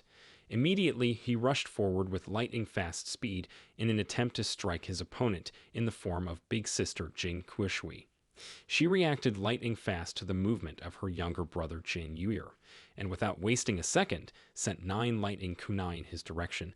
They flew towards Jan Yu in a deadly fan. Both Old Man Wei and Aksu Yu were horrified by what they saw. Jan Yu's teacher immediately realized that it was extremely bad, for Jing Qiushui had used her master Fangzi's crowning technique. Su Yu only had time to shout for Jan Yu to hurriedly dodge the 9 kunai. Just then, the second elder also decided to intervene. She said that she had to save Jiang Yuer and headed towards the fight, but she was blocked by Fan Zi. The fourth sister reminded the second sister that Saint Master herself had ordered her disciple Jing Qiushui to spar with Jiang Yuer, and if the second sister dared to interfere, it would be a violation of Saint Master's order. Second sister only gave an angry look after listening to Fan Zi's words. Emotions overwhelmed her, but she did not dare to disobey Saint Master's order. Seeing that help would not come to Jiang Yuer, tried to intervene and Xu Yu. But Fang Zi told her that her disciple would still die today. And since his death was inevitable, there would be no need to bring him up. It was a good thing, and so there was no need to be sad at all. Believing in her victory, Jing Qiushui also responded. She naively apologized to Xu Yu, saying that she supposedly couldn't handle her great strength, and expressed concern that her new disciple, Jiang Yuer, was about to die. But her cheerful speech was disturbed by Jiang Yuer. He had cleverly dodged the attack and was already approaching Jing Qiushui with a cry of "die shit." She only had time to scream as much as possible a moment before Jiang Yuer's hand struck her. Her self-confidence played a cruel trick on her. Losing her guard, she missed the moment her opponent was approaching. Jiang Yuer told Jing Qiushui that nothing was impossible and wished her to go to hell just as her body flew far away from his powerful punch. She landed quite far away, emitting a thud as if from a falling crate. Fan Zi couldn't immediately believe what she saw. She was trying to understand how it was possible, how Jing Qiushui could lose to such a scum. The Saint Master was equally surprised. She couldn't understand how Jiang Yuer, who was at the first level of key refining, was now showing such strength comparable to peak key refining. It occurred to Saint Master that whether she was wrong this time. Could it be that this fellow Jiang Yuer really is a genius? Old Man Wei almost jumped for joy and turned to Xu Yu and said that young Master Jiang Yuer had won.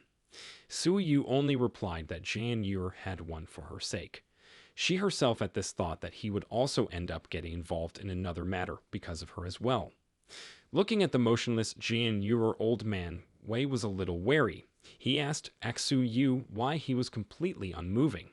She didn't know what to answer, but only suggested that perhaps that attack might have drained his strength. But at this moment, Jiang Yuer himself was only enjoying the moment. He smirked as he simply decided to stand like this for a while, so that the hearts of those around him would remember this beautiful moment of his victory. But he couldn't stand it for long and moved away from his seat, deciding that being so cool and holding a heroic pose was tiring. From behind, relieved comments were immediately heard from Old Man Wei and Xu Yu. They were glad that Jiang Yuer still had some strength left. Coughing heavily, Jing Qiushui tried to recover from the blow.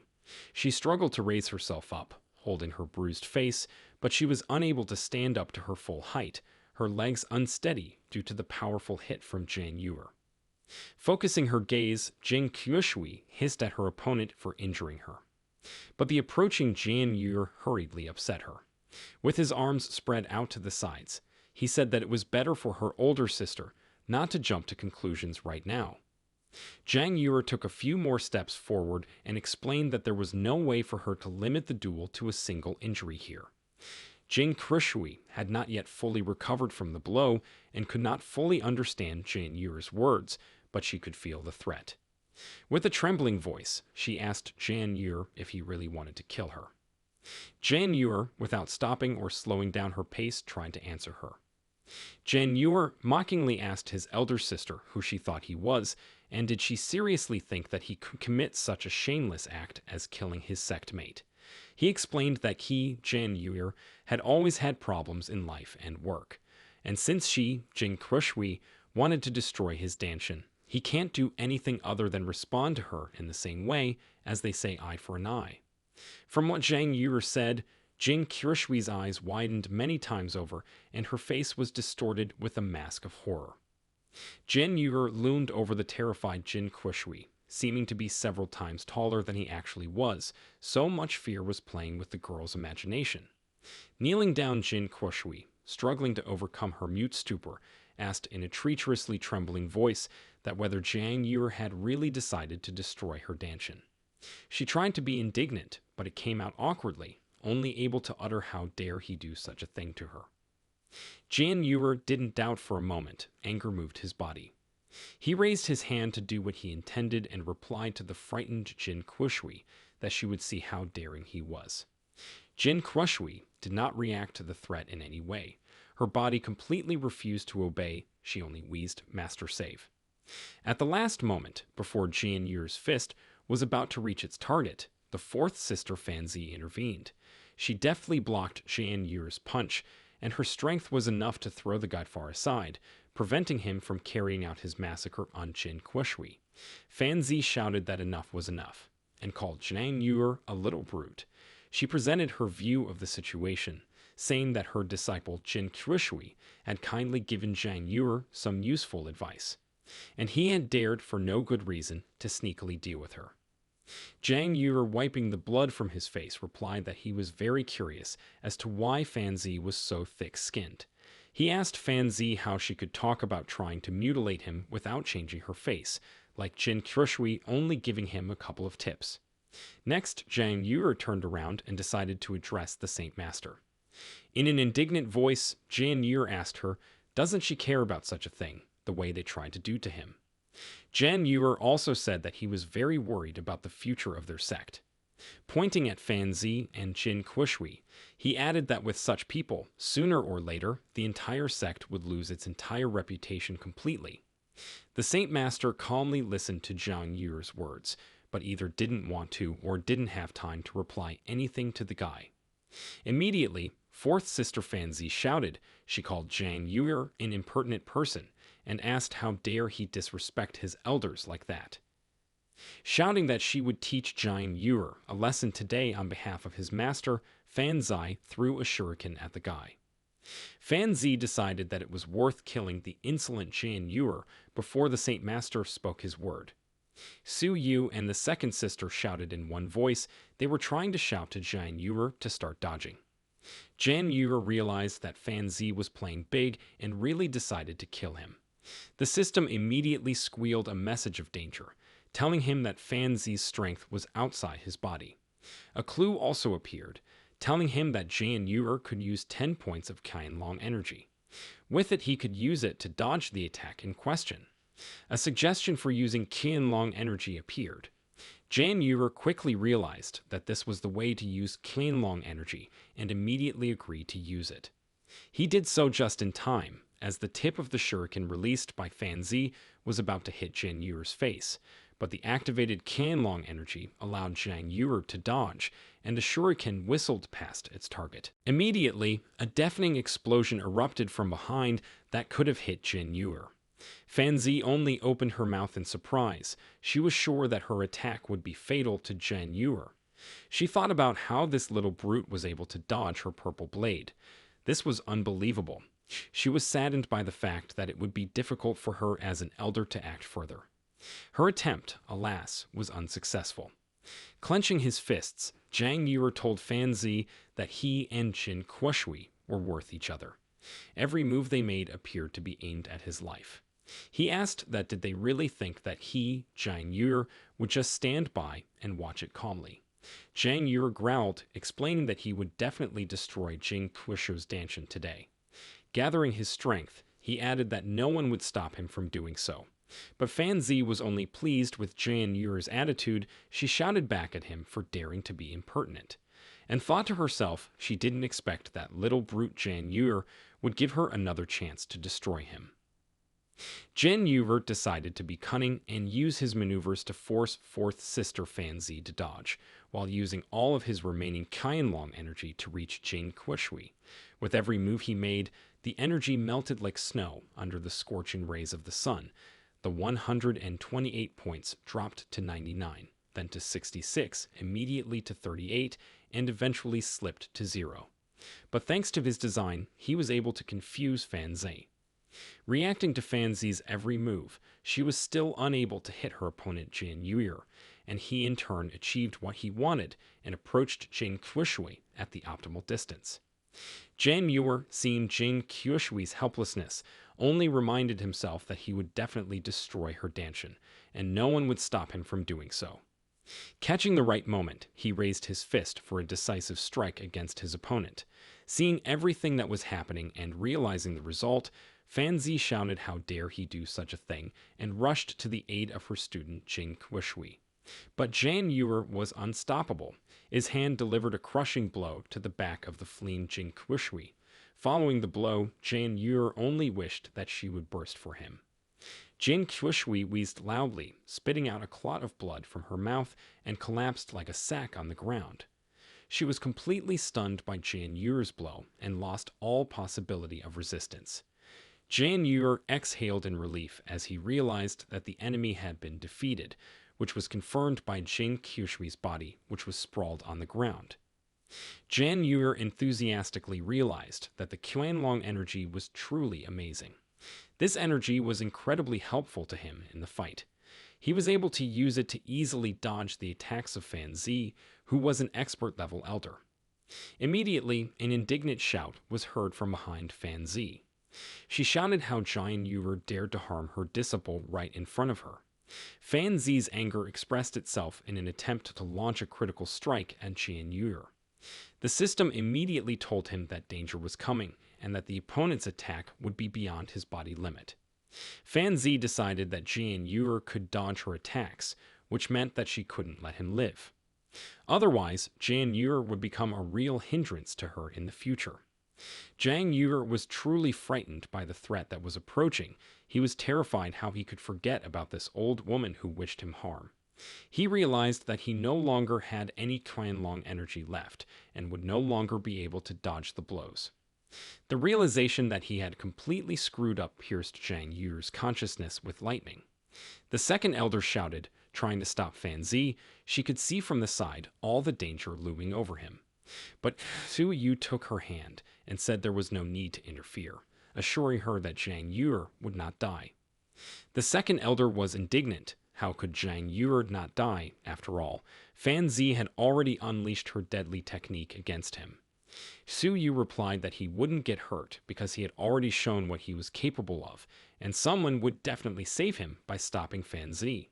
And indeed, a second before Jan Yuer's impact and imminent death, a Saint Master intervened. She blocked the path of Fan Zi's energy and repelled it with her own power. The act of the Holy Master was astonished by everyone who was around. Fan Zi was saddened by the realization that she had only a short time left to destroy Jan Yuer and avenge her disciple Jing Qiushui. The Saint Master, presenting a golden scroll tied with red thread, told everyone to pass her decree. She declared that Jan Yuer was now an elder brother disciple of the First Order and now had the right to enter the Rongying secret realm. Just like that, she also announced that Su Yu's medicinal supply would be fully restored from today. Such a decision by the Saint Master came as a complete surprise to everyone. Fan Zi tried to object to the Saint Master. She said that Jan Yuer had injured a member of the Jing Qiushui sect, and not only was he not being punished, he was being rewarded. But the Saint Master stopped her abruptly, replying that she hears everything and even what others think, and she would not tolerate any objection. Such a reply from the Saint Master only made Fan Zi startled. The Saint Master then ordered everyone to act strictly in accordance with her decree and flew away, leaving behind only a glowing plume. Not daring to break Saint Master's decree, Fourth Sister Fan Zi only looked at her abuser doubtfully. Fourth Sister Fan Zi walked over to her disciple Jing Qiushui and then took her broken body in her arms. Jing Qiushui found herself completely exhausted from the blow that Jan Yuer had dealt her. Fourth Sister Fan Zi was saddened to realize that today, Jan Yuer remained completely untouched despite her best efforts. Fourth Sister Fan Zi's gaze was filled with hatred, and she promised as she looked at Jan Yuer that if he lived just a couple days longer, he would definitely not miss her vengeance. After that, Fourth Sister Fan Zi flew up, holding her disciple Jing Qiushui in her arms, and deprived everyone of her presence. Looking at this, Jan Yuer only sarcastically wondered why Fourth Sister Fan Zi looked so bad. He figured that the Saint Master had caused the Fourth Sister unbearable heartache. In Jan Yuer's hands was the decree of the Saint Master. He opened it with interest to read what was written. It stated that the elder brother of the first order disciples would be treated the same as the second order disciples. Not understanding anything of what was written, Jan Ewer only irritatedly said that this order was like a ladder and looked like utter nonsense. The second elder immediately corrected Jan Ewer, saying that he had misunderstood something. She explained that first order disciples referred to those who had just joined the sect, and second order disciples were the disciples who had been to the battlefield of the shrine. They all broke through the key purification stage and entered the foundation stage. Also, the second order disciples can also receive foundation establishment pills every month. The amount of resources they receive for cultivation is several times higher than that of the first order disciples. The second elder added that Jan Ewer could now obtain resources as a second order disciple, being only at the Chai refining stage. The second elder explained that this was a great achievement and congratulated Jan Ewer. Jan Ewer was happy with this explanation from the second elder. The new possibilities seemed wonderful and could help in achieving new achievements. Jan Ewer liked that the second order disciples had so many resources. Now he was interested in what was available to the third order disciples then. Their capabilities became very tempting. Jan Ewer had a desire to become a third order disciple as soon as possible. He imagined how insanely cool he would be compared to his current status. He wanted to hear admiration from the outside about his nobility and high status. His musings were interrupted by Seventh Sister and his mentor, Su Yu. She asked if Jan Ewer really wanted to become a third order disciple. Jan Ewer happily replied to his master that she had understood correctly, and he really wanted to become a third order disciple, and thus bring her as his mentor unprecedented fame. Jan Ewer also assured Su Yu that she shouldn't praise him too much because it was his duty as a responsible disciple. After finishing his explanation, Jan Ewer noticed that Su Yu was not looking at him kindly. He decided to inquire and asked why she had such a strange look, which made him a little scared. Su Yu gave her disciple Jan Ewer a sharp blow to the groin area, while shouting that he could not become a rank 3 disciple. From the surprise, Jan Ewer only shrieked in pain, and Su Yu angrily shouted that he didn't understand anything and all third-rank disciples had long since ended things badly. With her next move, Su Yu slammed her knee into Jan Ewer's jaw. Su Yu recalled that she had asked her disciple to leave. She was angered that he didn't listen to her and just didn't leave, and also decided to show everyone his strength himself. Jan Ewer found himself on the ground from the blows he received and tried to stand up to pick up his mentor, Su Yu's flying shoe. At this moment, Old Man Wei turned to him. He explained to him that he was apparently unaware of the fact that all of Su Yu's disciples that she had ever received had died. The reason for this outcome of her disciples was because they were becoming third-order disciples. Jan Ewer picked up his master's slipper and walked over to return it.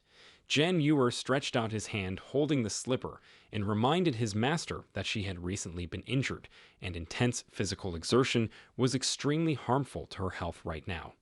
With that, Jan Ewer tearfully asked his master, Su Yu, not to hit him anymore. Su Yu took out her crystal slipper and began to put it on her foot. While doing so, she was confused as to why she was taking out her anger on Jan Ewer so immediately. She reminded herself that Jan Ewer had stood up for her not too long ago, and in doing so, had put herself in great danger. Behind Su Yu's back, a voice said that they must have come at the wrong time. A female voice said that the seventh sister was taking out her anger on her disciple. The uninvited guests were, to everyone's surprise, sixth elder Zhou Ya and his disciple, a huge guy named Mu Chen Gang. Old Man Wei and the second elder looked at Zhou Ya and her disciple Mu Chen Gang in surprise, thinking only one thing: why did they come here? Jan Ewer, on the other hand, marveled at the appearance of another beauty. He thought that this place was just a heaven on earth. Zhou Yu was surprised, only managed to say the name of the uninvited guest. At this, Zhou Ya asked why Su Yu's sister Su Yu, why she was getting rougher and rougher. Likewise, she also asked why Su Yu didn't at least call her sixth sister. Zhou Ya asked if it was because Saint Master deprived Su Yu of her medicine that she was in such a bad mood. Su Yu unhappily asked Zhu Ya that is it really because she came to bully her. Zhu Ya began to walk from side to side, skinning her sharp heels. Seventh sister Zhu Ya replied that she would not dare to mock. She recalled that after all, whenever seventh sister Zhu Yu found herself in a desperate situation, she always somehow got out of it. Zhu Ya explained that she had come now because she was extremely curious as to how the seventh sister would be able to get out of such a situation this time. Jian Yuer grudgingly said to Zhu Yu, pointing at the sixth sister Zhu Ya, that another one was looking for trouble. He wondered if his master Su Yu's popularity was so bad. Su Yu replied to her sister Zhu Ya that it was none of her business at all, and she should not worry about it at all. Sixth sister Zhu Ya crouched down in front of Zhu Yu and interjected that how could she not be worried. Zhu Ya explained that no one knows her current situation better than her. She reminded that if Zhu Yu didn't get her medicine for just 3 days, she would most likely die even without a funeral. Sixth sister Zhu Ya said that she was really sorry about all of this. Listening to Zhou Ya and Xu Yu talking, Jian Yu realized that the sixth elder did not know about Saint Master's order yet. After thinking for a bit, Jian Yu happily decided that he had come up with one bold idea. Jian Yu ran towards the two elders who were continuing their conversation. As Jian Yu approached, he greeted the sixth elder Zhu Ya and said that the injured Miss Kaku Yu shouldn't waste her energy talking. Jian Yu explained that he would help his master and entertain sixth elder Zhou Ya himself. The surprised Fu Yu only wondered what Jian Yu was up to this time. Sixth sister Zhu Ya took one look at Jian Yu and called him trash who was recently taken in by seventh sister Su Yu. Zhu Ya said that she would miss the entertainment that Jian Yu offered. The sixth elder said that she thought that Jian Yu should think about his future. Zhu Ya advised the guide to think about who will protect him in 3 days when Su Yu's seventh sister dies. After listening to the sixth sister's contemptuous speech towards her, Jian Yu interjected that did Zhou Ya think that his master was doomed and hinted that not everything had been decided yet. Jian Yu said that he bets that the Saint Master will immediately restore seventh sister Su Yu's rights. Also, Jian Yu said that the senior master would promote him to the elder brother of first order disciples and still allow him to receive resources on par with second order disciples. How about it? Jian Yu asked sixth sister Zhu Ya. Listening to Jian Yu, both Hu Yu and the second elder were surprised. They both thought that the guy was quite smart. Sixth elder Zhou Ya only snorted at Jian Yu's words. She contemptuously replied to Jian Yu that he was scum quite amusing. Laughing, she clarified that he wanted Saint Master to restore seventh sister Su Yu's rights. Plus, he wanted to become the elder brother of the first order disciples. Touching Jian Yu's face, the sixth sister said that he was so cute and innocent. Jian Yu nonchalantly asked if there was a difference between a man without ambition and a vegetable, and asked the sixth sister if she had the courage to argue with him about it. At this, Jian Yu took Zhou Ya's hand and took it away from his face. Watching this, sixth sister Mu Chen Gang's disciple Mu Chen Gang became animated and resented the fact that Jian Yu dared to touch his master. After thinking for a bit, sixth elder Zhou Ya gently replied while approaching Jian Yu within kissing distance. She said that she was ready to argue and agreed to his proposal. From this closeness of sixth elder Zhou Ya, Jian Yu felt a growing excitement. It occurred to him that this woman was not as simple as she really was. Jian Yu added that if he won, Zhu Ya's sixth sister should swear to help him do something. And in case he loses, Jian Yu promised to give Zhou Ya this secret realm of Boshan. Zhu Ya's sixth sister was surprised that Jian Yu dared to use the Boshan secret realm as a bet. She thought that maybe Jian Yu was so confident of winning the bet. Sixth sister Zhu Ya decided to clarify and asked that could Jian Yu, such a small disciple, really decide who would own the Boshan secret realm.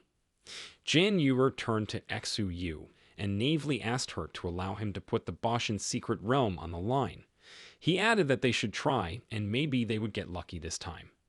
Jian Yu looked at his master and smiled and winked at her, hinting for her to play along. After thinking for a bit, Seventh Elder Yu replied that Jian Yu could use the Boshan secret realm as a bet in this wager, but warned that if Jian Yu lost, she would skin him. Jian Yu whispered to Su Yu that didn't she know that he would definitely win, and remarked that skinning him was too cruel of her. At the same time, Jian Yu thought that even though Su Yu had become a loli again after losing her adult appearance, but he was still scared when she was angry. Su Yu looked at the sixth sister and thought that fourth sister Fanzi was just jealous of her, and that Zhu Ye was constantly trying to kill her. Su Yu decided that since Jian Yu wanted to fool sixth elder Zhu Ya, she would be happy to watch sixth sister be taught a lesson. Zhu Ya herself decided that the expression on seventh sister Su Yu's face was not so confident. After that, sixth elder Zhu Ya said that she agreed to Jian Yu's terms and swore in front of the heavens. The sixth sister said that if she lost, she would promise to fulfill Jian Yu's one request to everyone. In response, Jian Yu similarly swore to the heavens that if she lost, she would hand over this Boshan secret realm to sixth elder Zhou Ya. The sixth elder confirmed that the oath to the heavens had now been made, and asked Jian Yu to tell her when Saint Master would restore seventh sister Su Yu's rights, and when Saint Master would promote him to senior brother of first order disciples. Jian Yu looked at sixth elder Zhou Ya with a chuckle and replied that he would of course inform her of what she had asked. Immediately, Jian Yu exclaimed that right away, holding out his hand in which was a scroll from the Saint Master. He said that it was an order from the Holy Master, and it was 100% genuine. Sixth elder Zhu Ya was surprised at this turn of events. She stammered and said that how was this even possible? Zhu Ya took the Holy Master scroll from Jian Yu's hands and unfolded it. After carefully rereading it a few times, sixth elder Zhu Ya was convinced that it was indeed an order from Saint Master herself. Seeing Zhu Ya's chagrin, Jian Yu laughingly reminded her not to forget that she had sworn to the heavens themselves and now had to help him with something. Sixth elder Zhou Ya flamed with anger and called Jian Yu a bastard. She said that Jian Yu already had Saint Master's order, and he dared to lie to her on purpose for her to argue with him.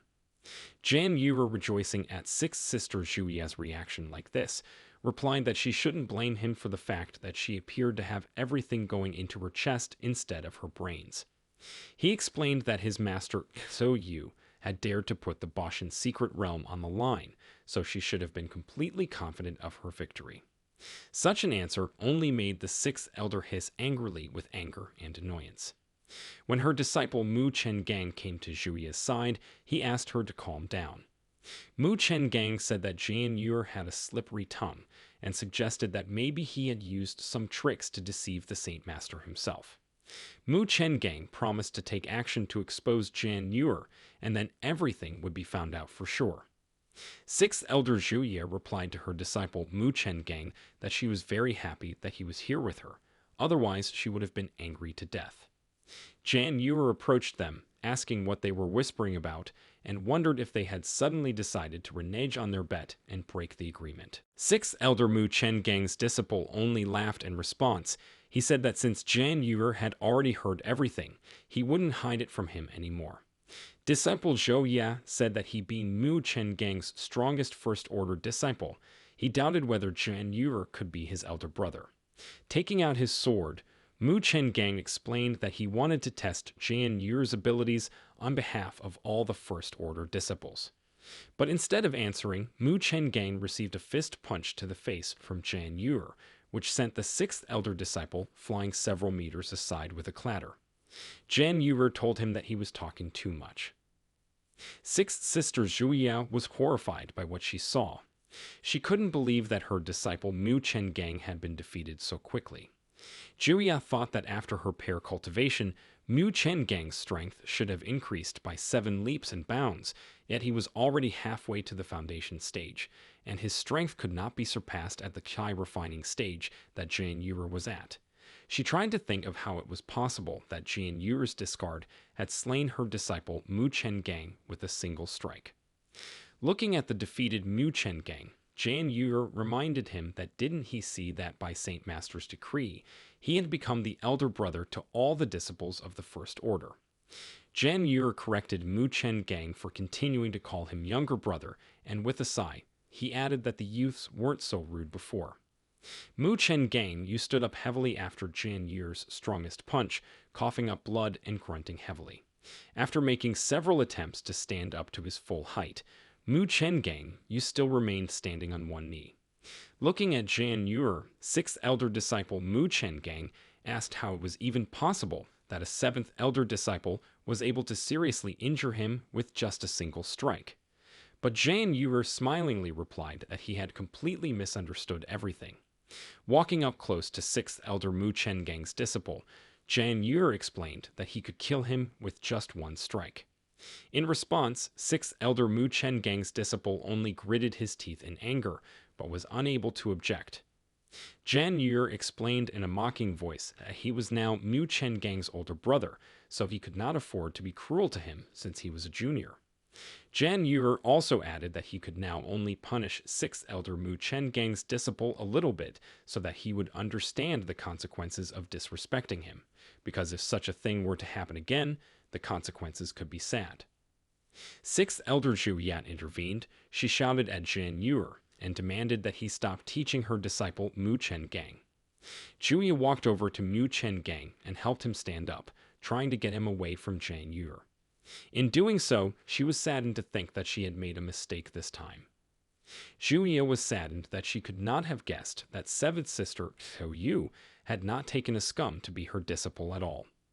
Jan Yer, seeing that sixth elder Zhou Ya and Mu Chen Gang were about to leave, said that they would just leave like that. Jan Yer reminded them that he felt like they weren't done yet. Sixth sister Zhou Ya turned around, only angrily replied that Jan Yer had already injured her disciple Mu Chen Gang and asked what else he wanted. Jan Yer jokingly became indignant, telling sixth elder Zhou Ya why she would say such a thing to him, that her words made him feel like some kind of bully. Jan Yer explained that he just wanted to remind sixth elder Zhou Ya that they had a pact with her. Also explained that since she lost, she should do something for him now. Sixth elder Zhou Ya only angrily replied to Jan Yer that she advised him to forget about their dispute now. She promised that otherwise, Jan Yer would face something he would never be able to handle. Angry at such a response from sixth sister Zhou Ya, Jan Yer said that it was up to him to deal with the threats or not. Jan Yer reminded that sixth sister Zhou Ya had made a vow to the heavens, and if she chose to break that promise, he was afraid that it was not him, but sixth sister Zhou Ya, who would not be able to deal with the consequences. Gritting her teeth in anger, sixth elder Zhou Ya wanted to object, but she did not. She sadly thought that really once she broke her vow, she would be instantly punished by the heavens, which was the last thing she wanted right now. Sixth elder Zhou Ya decided that it seemed like she only had to accept defeat. Overcome with pride, sixth sister Zhou Ya irritably asked Jan Yer what he wanted as his reward for winning the argument. Sixth sister Zhou Ya also advised him not to overreact to his desire. After pausing for a moment and examining sixth sister Zhou Ya from head to toe, Jan Yer said that he just wanted her to bow down to his master Zhou Yu right now and apologize to her sincerely. Sixth sister Zhou Ya, upon hearing such a thing, simply exploded with anger, saying that it was impossible for her to bow down to seventh sister Zhou Yu. Zhou Yu herself was also surprised by such a thing. She told Jan Yer that she didn't need it at all. She explained that although Zhou Ya's sixth sister was not a very good person, she was still an elder. Zhou Yu advised Jan Yer to better get something for himself as a reward to improve his cultivation. To this remark, Jan Yer replied to his master Zhou Yu that for him, not harming his teacher was already the greatest good. Such a reply made seventh sister Zhou Yu feel embarrassed. She was surprised that her disciple Jan Yer had truly given up an opportunity that everyone strived for just to help her remove the insult she had received. Jan Yer asked Zhou Yu to just accept sixth sister Zhou Ya's apology with peace of mind. Jan Yer reminded Zhou Yu that the people in her sect had seen that she had been punished by the Saint Master and had only come here to laugh at her failure. Jan Yer explained that if they didn't teach someone a lesson now, those foes would never learn anything. Tears of joy came to Old Wei's face from all that was happening. He wiped the salty streams from his face with his handkerchief and said that he was overjoyed. He recalled that ever since young Master Suiyu was injured, so many people had looked down on them and mocked them. But today he was satisfied because young Master Jan Yuer had avenged them. The second elder standing next to him agreed with Old Wei, saying that it seemed like the family still needed a man to eliminate all the bullying. Hearing her words, Old Man Wei decided to correct the second elder, saying that she was a little wrong, because there is a he in the house, and he is also a man. Wei explained that the old man was also considered a man, and said that although he was a little older, he was not inferior to any young man. Old Man Wei complained that he was simply underestimated, although he agreed that it was a bit ugly to get old. Sixth Elder Zhou Ya, determined to avoid paying the price, asked Jan Yuer to give her a more loyal way out of the situation, so that their future meetings would be friendlier. Zhu Ya's sixth sister advised Jan Yuer to reconsider his decision, but Jan Yuer refused, saying that he had no intention of meeting with sixth Elder Zhou Ya in the future. And so Jan Yuer clarified that his decision to pay back would remain unchanged. Jan Yuer walked closer to the sixth elder and asked if she would still bow or not. The sixth elder told Jan Yuer even more threateningly not to overreact to his desire. As soon as Zhu Ya finished speaking, a hopeful light appeared, coming from the heavens themselves. Zhu Ya's sixth sister looked up in fright, feeling threatened by the heavens for her refusal to fulfill her promise. Jan Yuer asked sixth elder Zhou Ya that if she really wanted to attack, she could try right now. But Jan Yuer said that he wanted to see who would prove to be faster, her or the heavenly Tao. Sixth sister Zhu Ya thought to herself that once she was attacked by the heavenly Tao, then Big Brother's plan wouldn't be able to continue.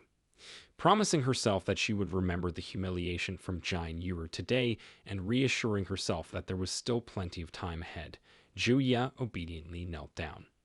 Zhu Ya's sixth sister told Hou Yu that she had been wrong today and stated that kneeling before her asking for forgiveness. After completing her promise, sixth sister Zhu Ya, along with her disciple Mu Chen Gang, hurriedly departed away. They flew upwards and turned into a small dot in the distance. Jan Yuer looked at them and happily said that the kneeling pose was done in one breath, and the sixth elder Zhou Ya beautifully fulfilled her promise. Su Yu only told her disciple Jan Yuer that he greatly offended sixth elder Zhou Ya today. Jan Yuer replied that there was nothing to fear. He recalled that the Saint Master had restored Su Yu's treatment rights. He assured that when Su Yu recovered, he would easily be able to deal with the fourth and sixth sisters. It would be a piece of cake.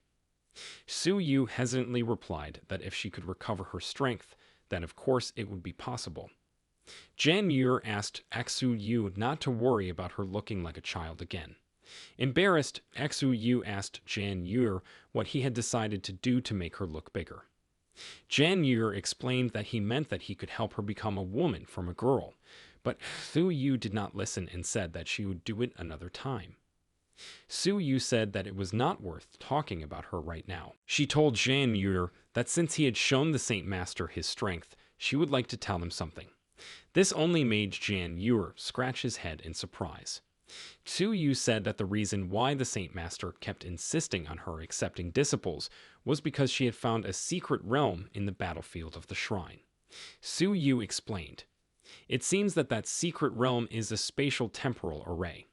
It appeared that it could be used to travel through borders, but only people from the Foundation Creation realm and below could enter this secret realm. Su Yu said that in the entire Holy Land, only she knows the way to control the array, so the Holy Master wants her to constantly train her disciples to control this secret realm." After listening to the end of his master, Jan Yuer asked that isn't this great, and why Su Yu doesn't want to do it. Jan Yuer said that if they could control the passage of space and time, they would be able to go anywhere. Jan Yuer dreamily imagined that with the help of the array, he would be able to return to Earth, and then with his Qianlong physique, he would definitely be able to instantly kill that stinky and rotten trash that Supreme Young Master is. Jan Yuer imagined that it would be great to play God of War, but Su Yu clarified that it wasn't that simple.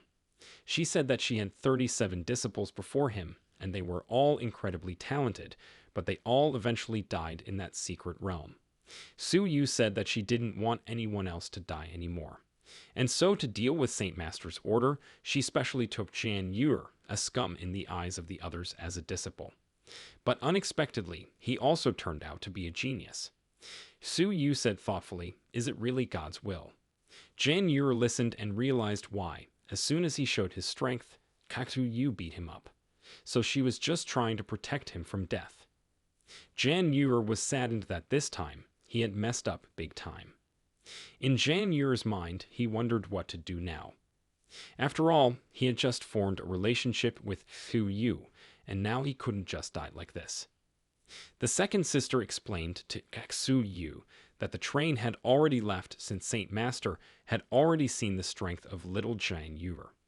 Now he would inevitably enter the shrine's battlefield. The second elder suggested that it was now worth thinking about how to help Jian Yuer increase his strength as quickly as possible. Then maybe it would be possible to prevent the tragedy from happening again. Jian Yuer took the second sister's hand and said that he didn't want to die. He asked for the second sister to take him to her alchemy room to get her pills. Jian Yuer hurried the second sister, explained that it had been a long time. The second elder agreed, replying that Jian Yuer was the only one in the entire sect who had seen that her pills were really good. Jian Yuer said that the pills are like people. He explained that as soon as he saw the second sister, he immediately realized that her pills were the best.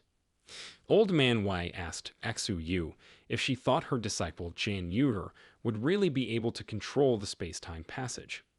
He explained that Jian Yuer had shown them enough miracles in the past 2 days to seriously consider it. Su Yu replied that she didn't hope that Jian Yuer could do it, but only hoped that he would survive. Meanwhile, in the Linghan secret realm, 6th Elder Zhou Ya and her disciple Mu Chen Gang were lounging in bed. They were practicing a paired cultivation technique, and while doing so, 6th Elder Zhou Ya was revitalizing Mu Chen Gang with her energy. Their bodies intertwined and let out sighs of pleasure. Finally, Mu Chen Gang pulled away from his mentor, 6th Elder Zhou Ya, and tiredly lay on his back. 6th Elder, stroking her disciple, Mu Chen Gang, asked how he was doing and wondered if he was feeling better.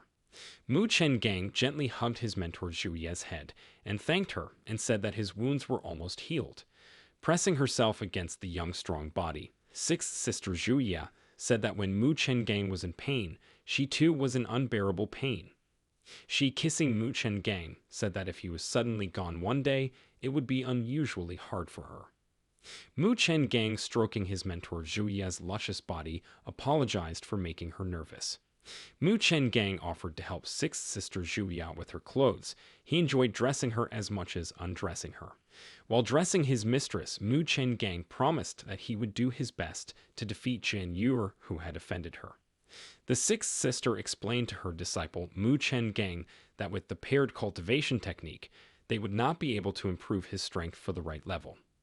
6th Sister Zhou Ya told Mu Chen Gang that she had found a furnace for him that could be used to improve his strength. Mu Chen Gang was only surprised at the words his mentor 6th Elder Zhou Ya. Mu Chen Gang asked what kind of furnace she was referring to. 6th Elder Sister Zhou Ya told him not to worry and would find out for himself when she returned. 6th Sister Zhou Ya said that she was sure Mu Chen Gang would like it. Immediately, the 6th sister soared up and flew away, leaving behind a bright plume in the night sky. Mu Chen Gang looked up into the sky and thanked his teacher, 6th Elder Zhou Ya. Mu Chen Gang said that what he wanted the most was not some furnace, but her, his mistress, Zhou Ya. Greedily licking his lips, Mu Chen Gang promised that one day, sooner or later, he would eat 6th Elder Zhou Ya to the last drop.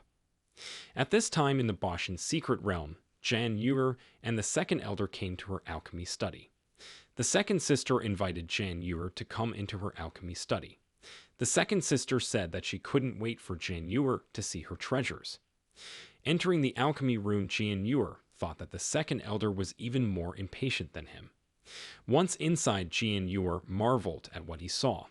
The tall racks and huge shelves, all the way up to the ceiling, were strewn with all sorts of alchemical vials and bottles.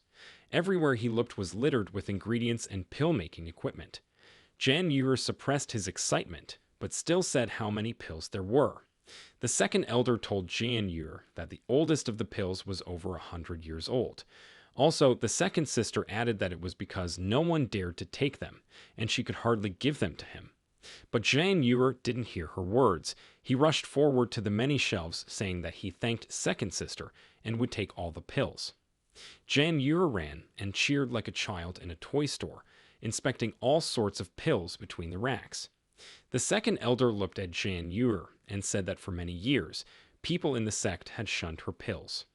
Now, this was the first time she had ever seen someone as excited about them as Jan Uer. The second elder thought that Jan Uer seemed to really like the pills. The second sister was worried that even a wealth like the one in her office wouldn't be enough for Jan Uer, and she would have to make a new batch of pills as soon as possible. Jan Uer didn't hesitate for long and began to consume all the pills he could find. Jan Uer chewed them quickly, only managing to repeat how divine they were. Jan Uer grinned, thinking that only children were picky eaters, but he would eat all the pills available to him. The system told Jan Uer that he had consumed a large amount of pills and had already obtained 1,000 points of Qianlong energy. Jan Uer was overjoyed at this news. He remembered that only 100 points of Qianlong energy had allowed him to dodge the Elder's attacks. Jan Uer wondered how strong he would be if he used up all 1,000 points of Qianlong energy at once. The system congratulated once again on obtaining the 1,000 points of Qianlong energy and announced that it had discovered a new skill called copying. The system explained to Jan Uer that he could now also use Qianlong energy to copy anything he wanted. Jan Uer was happy about the new comma ability and thinking that since he could copy everything, he decided to copy the first pill he could find. The skill worked perfectly, and a second pill appeared in Jan Uer's hand. Rejoicing at his success, Jan Uer wondered if the copying process was too expensive. The system reported that Jan Uer had spent 99 points of Qianlong energy to successfully copy the pill. Jan Uer was slightly upset that he had spent quite a few Qianlong energy points to copy just one pill. Jan Uer had an idea in his head that if he managed to accumulate 1,000,000 Qianlong energy points, he could copy the girl for double the pleasure. His imagination painted a beautiful picture that Jan Uer had dreamed of for so long. Telling himself that there was no harm in dreaming, Jan Uer decided that he would eat all the pills and then proceed to fulfill his dream. Meanwhile, the alchemy room of the second elder was filled with frequent explosions and loud crackling sounds. The second elder kept trying to replicate the pills she had created earlier, but it was all in vain. After several failed attempts, there was no result. The second elder was frustrated, resigned to the fact that once again her efforts did not work. It occurred to the second elder that perhaps she would no longer be able to create the right pill because she had lost her powers. But putting her doubts aside, the second elder told herself that there was no way that could be the case, and she needed to try again and again. She decided that if Jan Uer liked even her deficiencies, then if she could make a good pill, she would be able to help Jan Uer even more. The second elder's thoughts were disturbed by a servant who came in and told her in an excited voice that Fan Zi's fourth sister had come to see her. The second elder was surprised by such an unexpected visit and asked the servant why she had come. The servant explained that fourth elder Fan Zi said that she wanted to reclaim the sect's furnace. The second elder was outraged at this, saying that on what basis did fourth sister Fan Zi decide to do this? The fourth sister Fan Zi replied that on the grounds that the furnace belonged to her by order of the Holy Master. The second sister resented this, saying that it was impossible. The second sister told Fan Zi that she just wanted to take revenge on seventh sister Fei Yu after losing to her. Fan Zi, after thinking about it, replied that even though it was revenge, there was nothing wrong with it. And if she did, it was the second sister's own fault for choosing seventh sister Fei Yu's side. The second elder said to fourth sister Fan Zi that their seventh sister Fei Yu had made such a great sacrifice for their sect. And now that their seventh sister had suffered injustice, they people would not help her, but instead throw stones in her direction. The second elder explained that such an attitude was unacceptable in their sect, and she resented the behavior of the other members. Fourth elder Fanzi replied that the seventh sister had herself to blame. Fourth elder Fanzai reminded that it was Ho Yu who had seduced her brother, and if she hadn't done so, he would have surely chosen her, Fanzi. The second sister laughingly replied that it could only happen in the dreams of the fourth sister Fanzi. Adding that only a blind man would choose her, she pointed out Fanzi's flaws, her wrinkles, sagging breasts, and protruding belly. Fourth elder Fanzi became angry at second sister's words. Fanzi told the second sister that she couldn't even imagine what she would do to her. But without continuing the threats, she abruptly changed her tone and said that she didn't come here to see her argue. Fourth elder Fanzi approached second sister and demanded that she give her the sect furnace immediately. The second elder reiterated to fourth sister Fanzi that she had no right to the sect furnace. Fourth sister Fanzi, smiling slyly, replied that who decided that and displayed the glowing scroll in her hand. Fourth sister Fanzi said that the Saint Master had decreed that the secret realm would soon be opened, and she, Fanzi, as the elder in charge of internal affairs, should take the sect furnace. Fourth sister Fanzi explained that she had to find an alchemist to make spiritual pills for the sect disciples, and so she needed the sect furnace immediately. After listening to fourth elder Fanzi's arguments, the second sister became indignant. The second sister stated that she was an alchemist herself and was quite capable of making spiritual pills for the sect disciples. Adding to fourth elder Fanzi's arguments, the fourth sister said that she absolutely did not need any other alchemist to do such a job. Fourth sister Fanzi laughed at such a statement from second sister and told her not to be so naive. Fourth sister Fanzi advised the second elder not to deceive herself. Fourth sister Fanzi reminded the second elder of the incident, after which she lost the ability to create pills.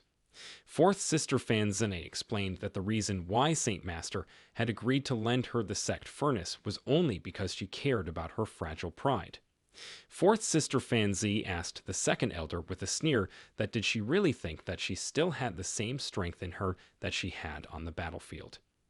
Sizzling with anger, the second sister replied that everything was still suitable for pill making, and she shouldn't be discounted, much less insulted. Fourth sister Fanzi replied that second sister, if she was capable of creating any pills at all, it was only crappy pills, and advised second sister to accept this reality. Fourth elder told her second sister to open her eyes and see who else was asking her to make pills besides her disciple Ji Yun. Suddenly, Jan Yu's voice called out to the second elder. He approached the second sister and hugged her. Watching this, fourth sister Fanzi wondered why Jian Yu was here and now. Jian Yu, on the other hand, began to tell the second sister that she had run out of all the pills, that he had eaten them all. Jian Yu started asking the second sister to make him more pills as soon as possible. The fourth sister couldn't believe what was happening, that Jian Yu was asking second elder Lian He to make him more pills. Lian He's second sister, overjoyed at this, asked Jian Yu that had he eaten all of her supply, and did he really want more. Jian Yu replied that the pills made by Lian He were so exquisite and inventive that he couldn't stop thinking about them. Jian Yu asked if Lian He's second sister could make more pills for him, since he was still waiting to be fed. The second sister happily agreed and said that she would definitely feed Jian Yu, since he liked her pills so much. The angry fourth sister Fanzi demanded that Lian He and Jian Yu immediately stop behaving like this. Jian Yu was surprised that fourth elder Fanzi's sister was around and immediately asked her why she was here. What was it for revenge? Fourth elder Fanzi stammered and replied that since she was an elder, she was not going to take revenge for such a thing. Fanzi explained that the purpose of her visit was to retrieve the sect furnace from Lian He as ordered by the Saint Master. Jian Yu thought that he completely did not expect fourth sister Fanzi to be here. After all, he had expected that he still had enough time to deal with her, but it looked like he would have to do everything today. Lian He's second sister told Jian Yu that she was sorry and she would no longer be able to make pills for him now. Jian Yu was indignant that how could Lian He be treated like this. He stated that Lian He's second sister was the best alchemist in the sect. Jan Yuer said that her pills are so beautiful and perfect. Fourth sister Fanzi interrupted Jan Yuer, resenting how he dared to be impertinent to her. Fanzi told him that he was used to eating shit, and everyone in the Holy Land had long known that Lian He was now a useless piece of trash. Fanzi told Jan Yuer that only someone as sick as him can say that her pills are great. Jan Yuer could barely contain his anger and realized why Lian He was so happy that he was eating her pills, so she couldn't make them for others anymore. Lian He started telling Fanzi that she could still make good pills and asked her to just give her time to prove her skill.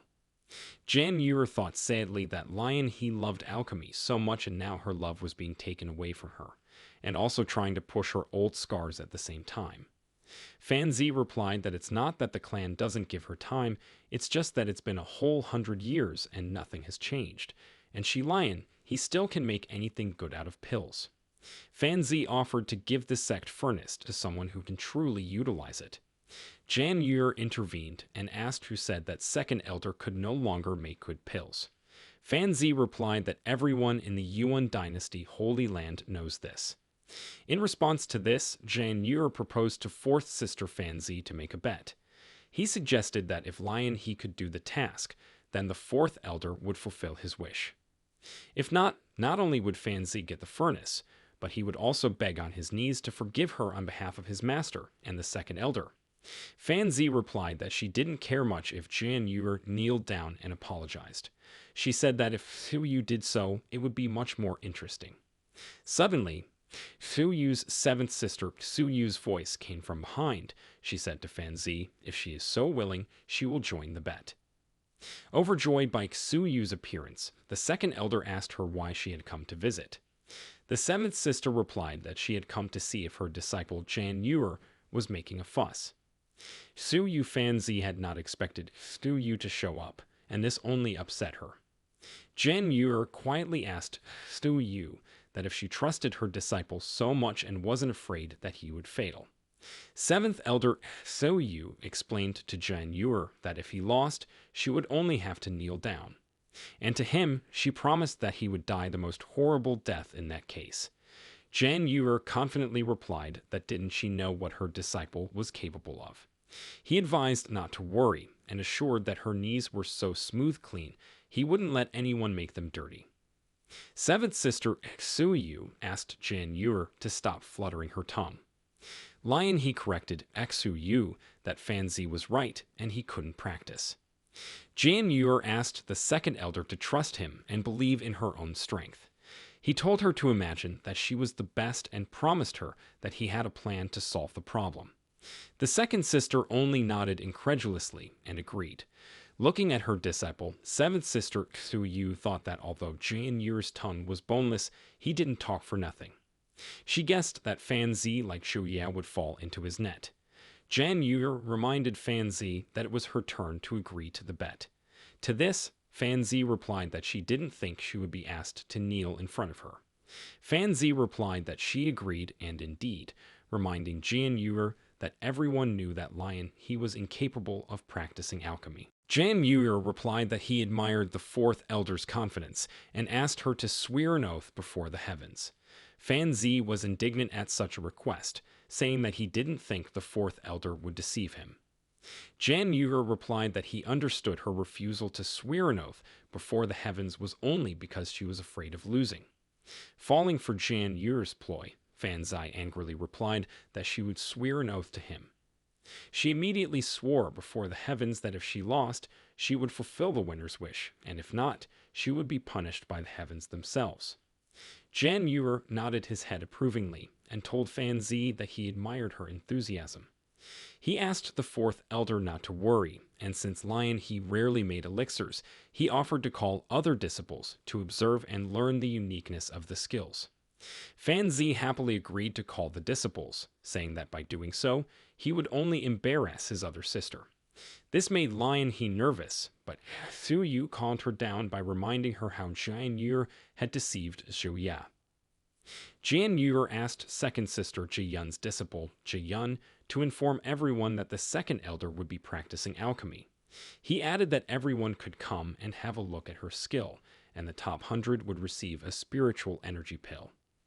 The alchemy square was quickly flooded with people who wanted to see the second sister's skills.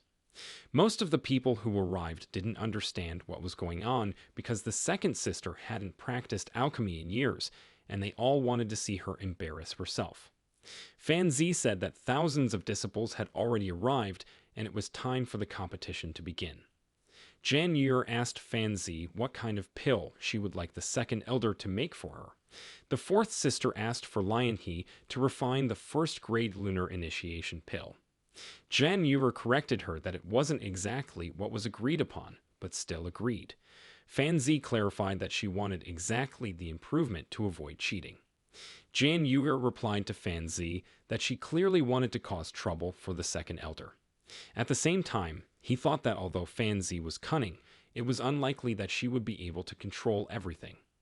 Immediately, Jan Yuer used copying and created a lunar origin pill.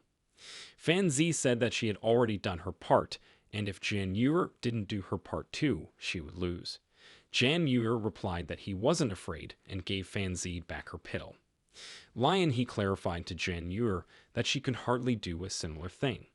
But the guy began to reassure the second elder. Taking her hand, he said that she would definitely be able to do it while discreetly handing her a copy of the pill.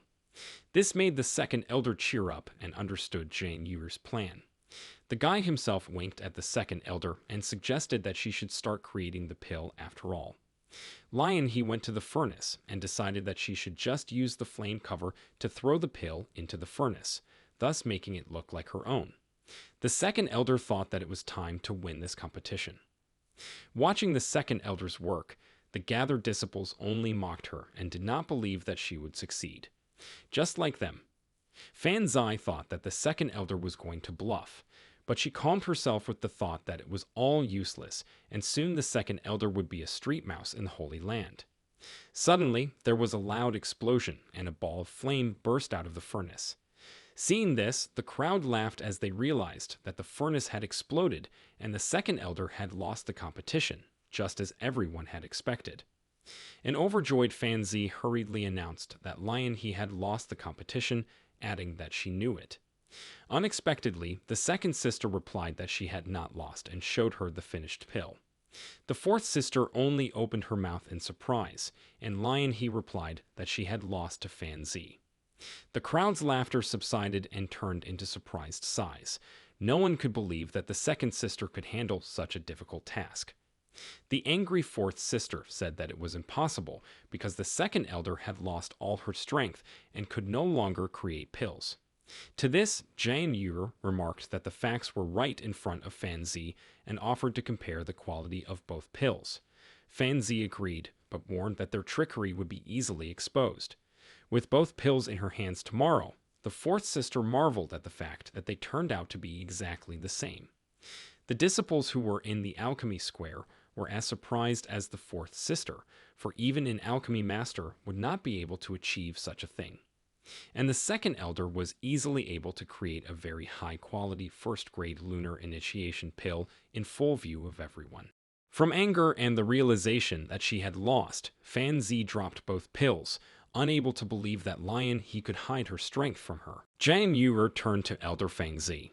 He said that since she had already lost, it was time to fulfill her promise. The gathered people whispered in the crowd. So the second and fourth elders had a bet. That was why they were called to watch. They had to witness this spectacle. The crowd was anticipating a good show, guessing what they had bet on. The fourth elder angrily said that Jan Yuer had better forget about it, or else there might be consequences he wouldn't like. Jan Yuer replied that she was saying the same thing as the sixth elder. It was nothing new. He would also tell her the same thing. Let her not worry about the consequences that he wouldn't like. Rather, let her think about whether she can renounce the heavenly oath. Fan Zi thought at a loss. It was now clear to her why he made her take the heavenly vow. He had figured her out. She humiliatingly asked what he wanted her to do. The young man replied one simple thing. She must kneel before the second elder and apologize. Fan Zi shouted in fury. How dare he ask her to kneel in front of that bitch Lian He, in front of so many people? Jian Yuer calmly replied that he wouldn't insist. If she didn't want to, let her forget about it, as long as she didn't understand the consequences of breaking the heavenly oath. The angry fourth elder had to agree.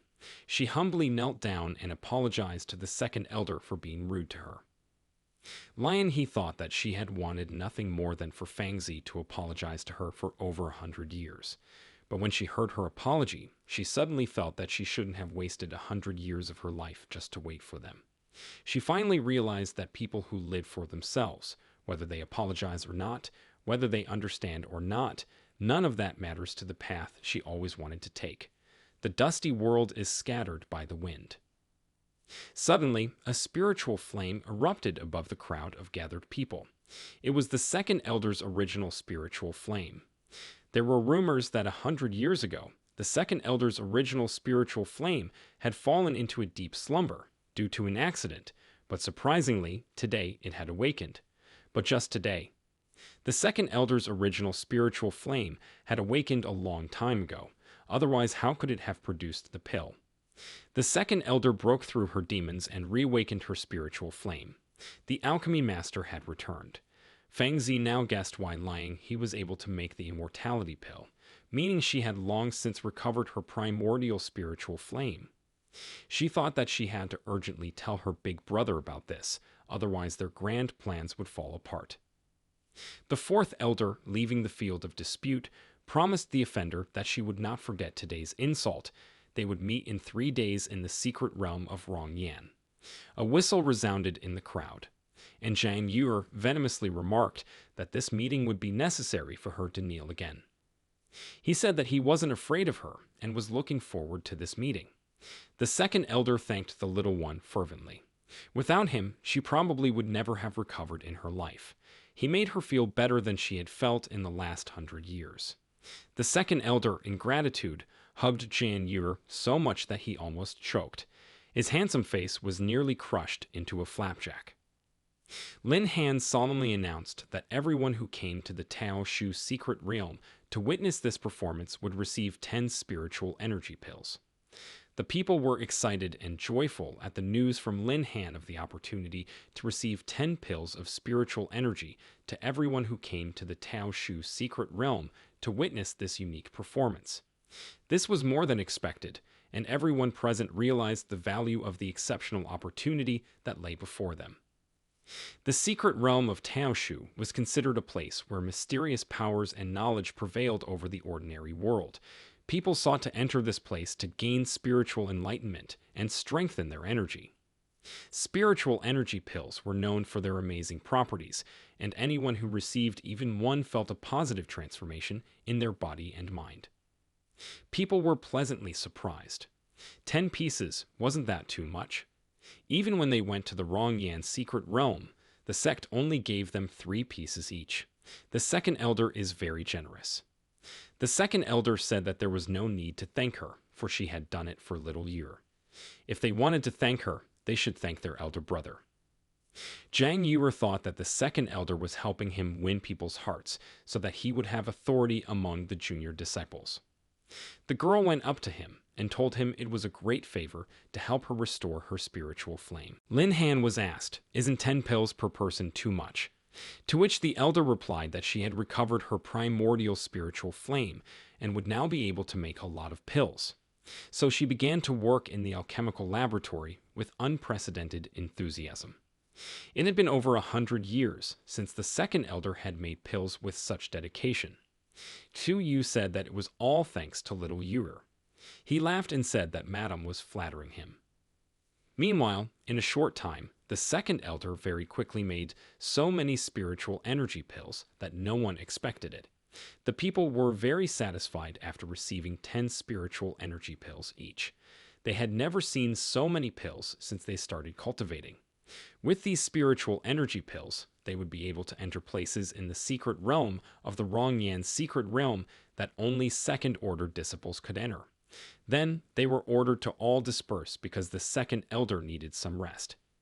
Jian Yuer turned to the master and second elder, asking why they looked so sad.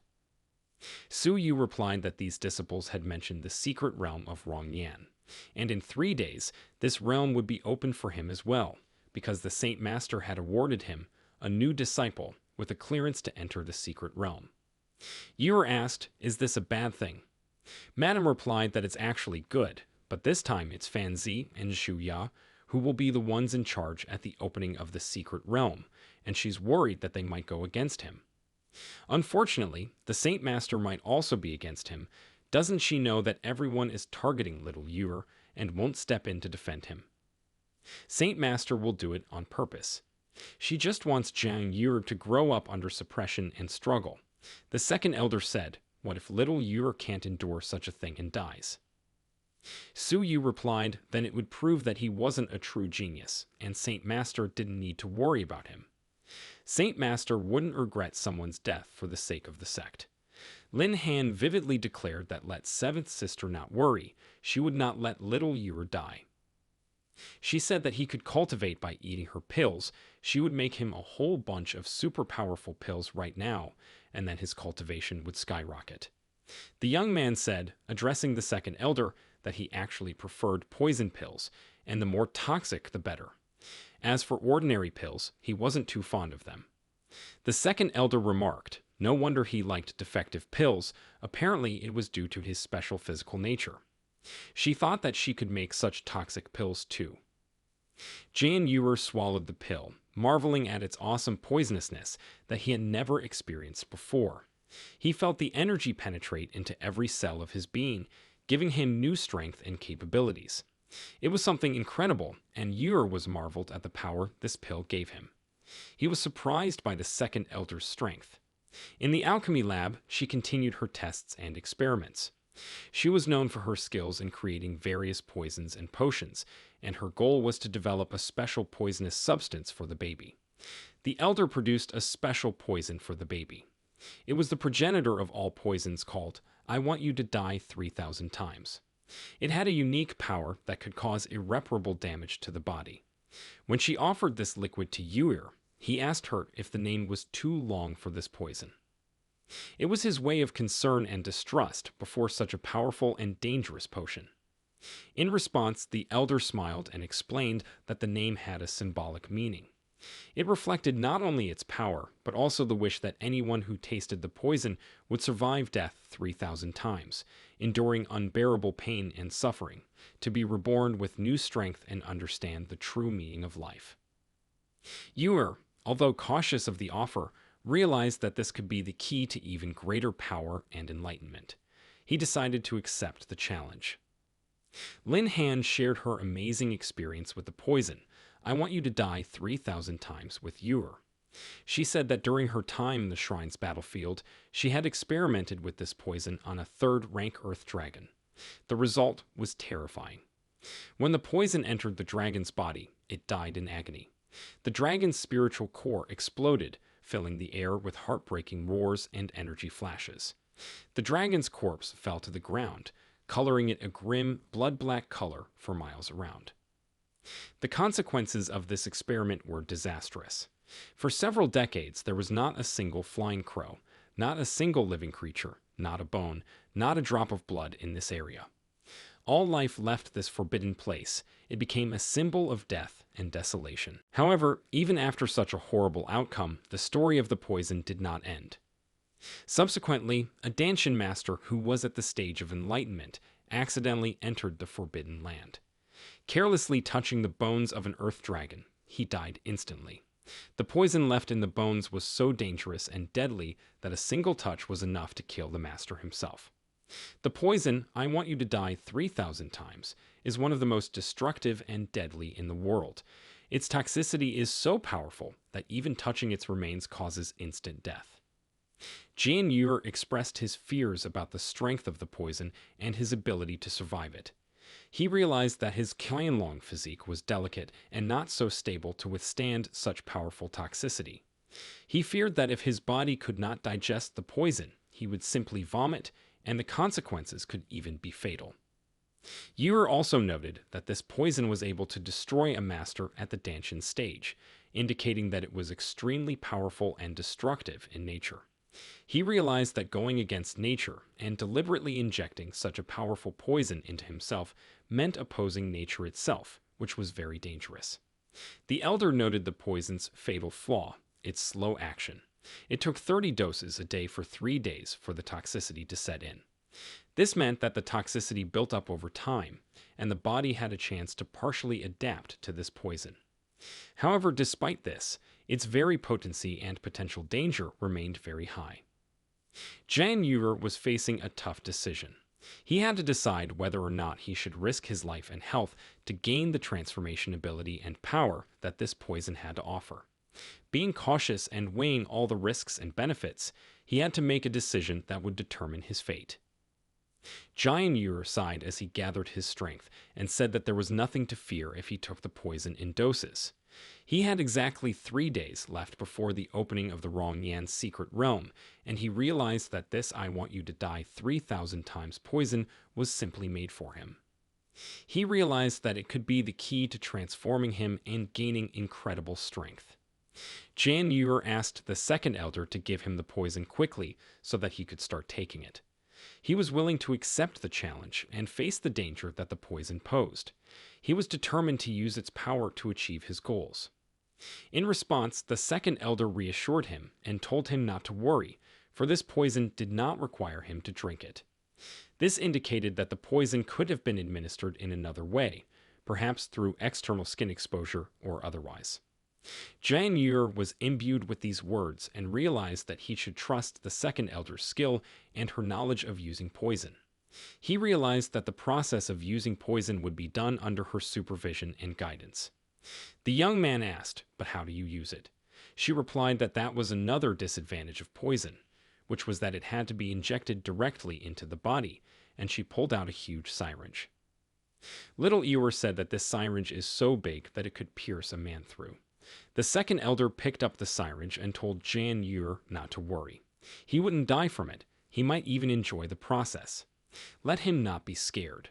When the needle entered little Eurer's body, he screamed. It hurt like hell.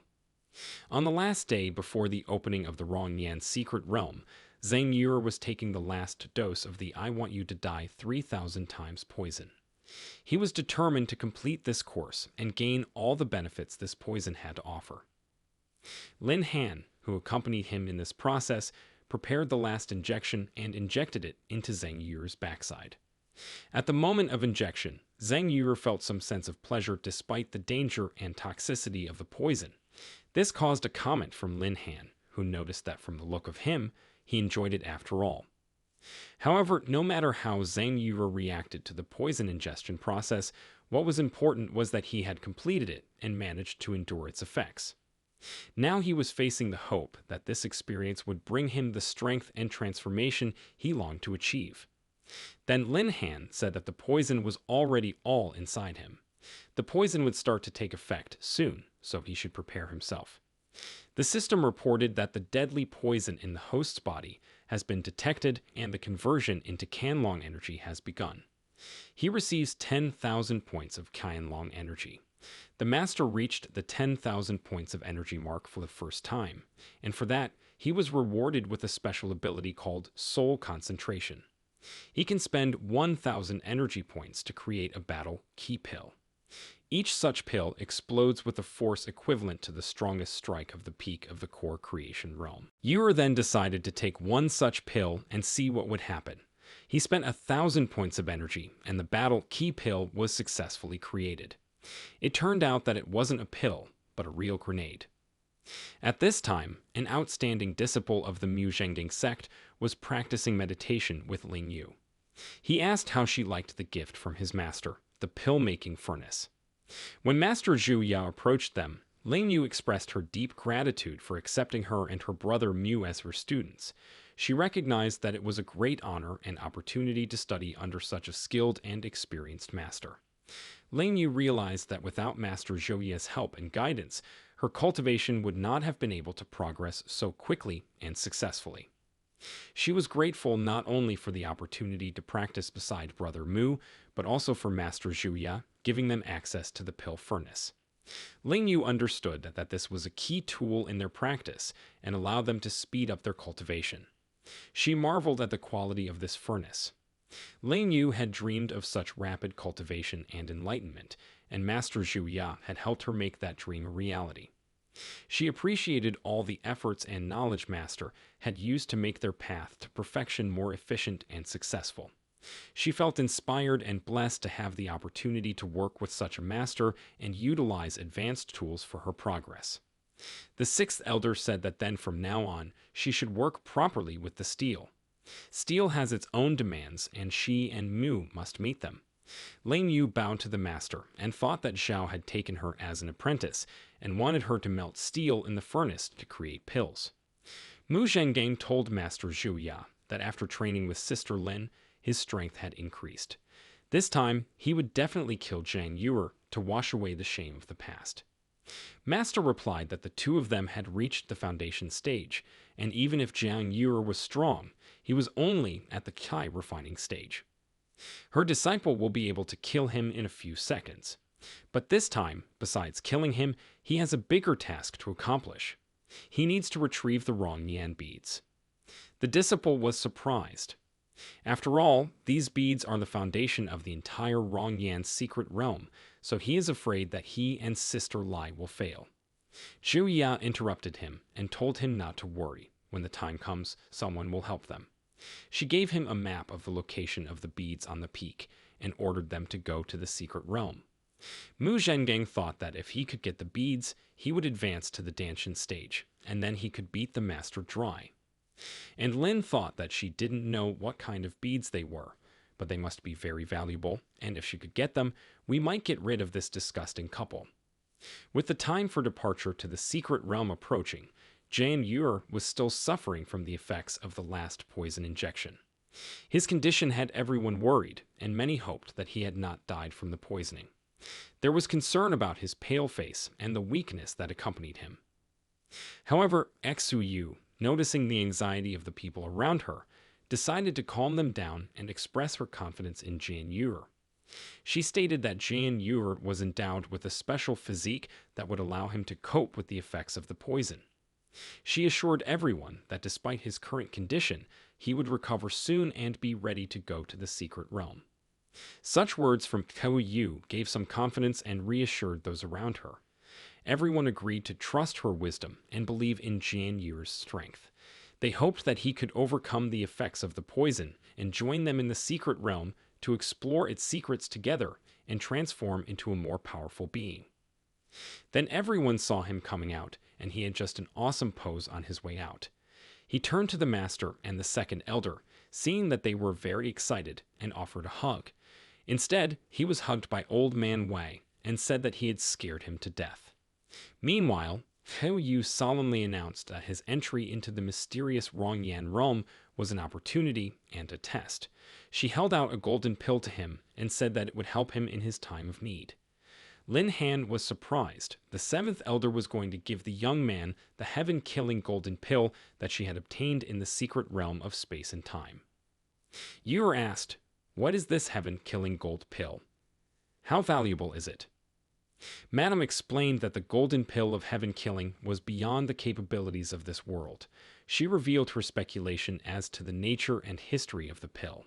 Apparently, the pill had been tempered through thunderstorms, indicating that it had gone through intense trials and was subjected to incredible stresses. Also, the lady reported that even the heavens tried to extinguish this pill. This indicates the extraordinary power and danger of this form of medicine. Its power and potential was probably so immense that even the heavens could not control or extinguish its energy. That was why Madame called it the Golden Heaven-Killing Pill, emphasizing its destructive nature and ability to strike a deadly blow. The Golden Heaven-Killing Pill is one of the most powerful and dangerous forms of medicine. Its nature and history are awe-inspiring and admirable, and no one can underestimate its potential. It is one of the rarest and most valuable remedies that could change the fates of those who had the opportunity to taste it. Lin Han went to the seventh elder, saying that this pill was related to the secret realm, and probably to whether or not the body could recover. Furthermore, its effect is unknown, so is it worth giving it to little Yuer? Is this pill really necessary? The young man approached the master and expressed his desire to give the golden pill of heavenly murder. He explained that he liked poison pills better as ordinary pills did not have enough effect on him.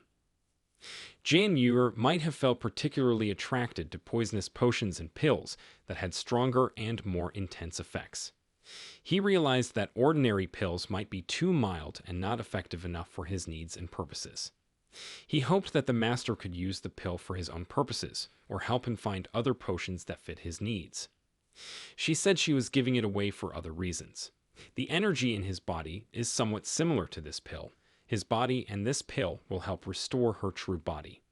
By taking it, he might get an unexpected effect. Jan Ewer fervently thanked the master for this pill. Ling Han turned to the little guy, saying that since his master was so generous, she, as the second elder, should also show her gratitude. In the past few days, she had made 200,000 spiritual energy pills. She would gift them to him. Ewer was amazed at the number of pills. He said that the second elder was too kind to him, and he was willing to give his life for her. Old Man White also decided, looking at the fact that everyone was giving something away, to give him something that could save his life in case of serious danger. He slipped a small green-colored object into the little guy's hands. Jan Ewer thought, this is what happens when you take wishful thinking for granted. In the largest area, where the gathering point for going to the secret realm was marked, many masters were inviting disciples to join their teams. A Ninth Order master of the key refining stage was calling everyone to explore the Rongyan secret realm together. Someone was calling for people to join his team, ferocious fighters, promising that everyone who joined would receive a pill of spiritual energy. The immortal warriors were conducting recruitment. All team members receive half of the treasures earned. That's 50% more than the earnings of the other teams. Meanwhile, Fan Zi asked the sixth elder if she had already prepared everything. Zhuye replied, so master, don't worry, she will make this arrogant person alone. She didn't even take anyone on her team. Had she prepared herself? The fourth elder replied not to worry about her. She explained that she had already made her decision and put Ewer's token into the fire pool of poison, and once he was inside, even if he didn't die, he would be crippled. Such a decision by the elders indicated their desire to destroy Ewer and his team with a harsh method. The sixth elder, radiant with wisdom and confidence, replied that in that case, she was calm. As long as disciple Fu Yu breathes, trouble will follow him like shadows that cannot leave their master. His death would bring an end to this string of troubles and bring peace. Her voice was imbued with subtle notes of ruthlessness and anticipation of his demise. She saw Xu Yu as a source of hardship that did not deserve mercy or a place in this world. The fourth elder said that this problem was still nothing. The most important thing was not to delay what Big Brother had told her. The sixth elder said that he not only told him, but also asked her to help him. Zhuye was surprised and asked, so is she the mysterious person that Big Brother appointed as Mu Zhenggang's assistant? She stated that she has no idea what kind of relationship she has with her older brother. Zhou thought that it was that damned Fan Zi who dared to steal her big brother from her. She would kick her ass sooner or later. When Brother Jan Ewer finally appeared at the gathering place, people's hearts sank with excitement and hope. Words of his invincibility at the key refining stage swept through the crowd, and people became eager to join his team.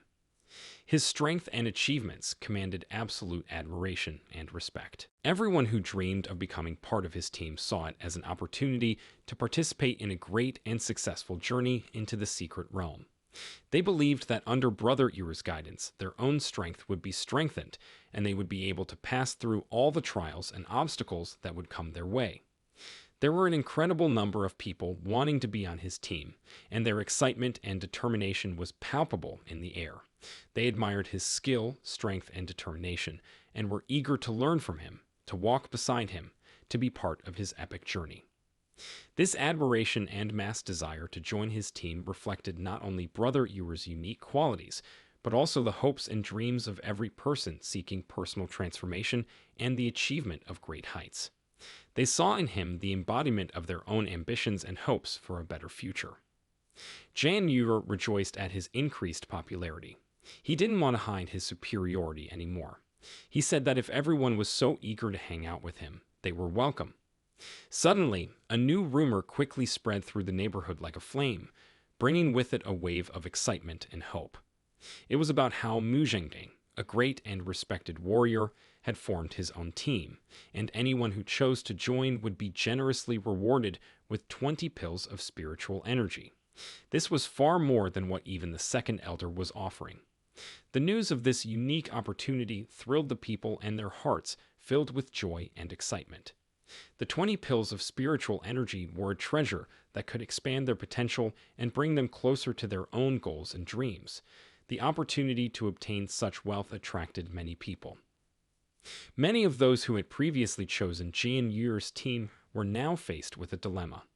Abandon their previous leader and join Mu Zhengding to reap a great reward, or stay true to their former beliefs. Most made a decision instantly and without hesitation, deciding to take advantage of this unique opportunity. They saw Mu Zhengding as not only a powerful warrior, but also an opportunity for their own growth and transformation. They believed that joining his team, allowing them to obtain 20 pills, would lead them to success and allow them to realize their wildest dreams. People facing such a unique opportunity decided to ditch Jian Yu's team and join Mu Zhengding's team. Jian Yu bitterly thought that was his skill still no better than 20 spiritual energy pills. He couldn't believe that all the fighters had escaped from him. There was only one left, a fat man with a suffering grimace on his face. The kid had told him that he was not only handsome and charming, but also very perceptive. The fat younger brother replied that he actually wanted to go where everyone else went, but some bastard had stepped on his foot, and it hurt so bad he couldn't move. This remaining disciple asked his mentor brother to take him there, for he too wanted to receive 20 pills of spiritual energy. The little one became indignant and said that it was only 20 pills of spiritual energy. If he followed him, he would give them to him. Just then, Ling Yu came up to them and told Jian Yu that he was still as petty as before. To which the young man replied that she hasn't changed either. It was probably because she had fallen into the inner sect. She replied that he obviously didn't know yet that the sixth elder had accepted her as his disciple and rewarded her with 1,000 spiritual energy pills. Had his master been so generous to him, she is afraid he had never seen so much in his life. Yura replied that he really hadn't seen such a small number of pills. He has 200,000 of them. Ling Yu thought angrily, where did he get so many pills from? The other brothers heard these words. They thought that Big Brother was very good, but strong people don't show their merits. They went back to the little guy's team again, making excuses that they were just teasing that stupid Mu Zhengding, but in fact they wanted to join his team. They said that Mu wanted to impress them with some 20 pills. Could their loyalty to their big brother be bought with just 20 pills? The furious Yer scattered those traitors and ungrateful guys in different directions. Could a good cow eat the grass left behind? He turned to the one fat man who was left in his team and said that he would give him 2,000 pills to start with, but if he didn't have enough, he would give him more. The fat man was incredibly excited, for he had gotten 2,000 pills because someone had stepped on his foot. Suddenly, a girl, radiating incredible beauty and mystery, joined the company. Her eyes sparkled like stars in a cloudless sky, and her smile was so beautiful that it could dazzle anyone. The girl's words swept through the air like music, bringing with them the feeling of something incredible. She explained that she had also decided to stay on Jian Yu's team and had asked him for 2,000 pills. Her request caused everyone present to be astonished and bewildered. Yer was pleasantly surprised to find such an incredibly beautiful girl among his students. Previously, he, like many others, had only paid attention to elders, truly admiring their wisdom and strength. Now, however, he realized that beauty and attractiveness could appear in the most unexpected places. Yer's heart sank at the sight of the girl, mystery and enchanting magic lurking in her beautiful eyes. He thought about the fact that he hadn't noticed before all the beauty and splendor that could be hidden inside every person. He realized that inner strength and magnetism were not always related to age or position. He realized that beauty can be not only in appearance, but within each person in their strength, passion, and dedication. The fatty, feeling deeply grateful to Zhang Yuer for providing the pills, could not hide his joy and admiration. He turned to Yuer with fervent words of appreciation and expressed his desire to join his big brother's team. With a wide smile on his face, the fat man praised Yuer for his generosity and kindness.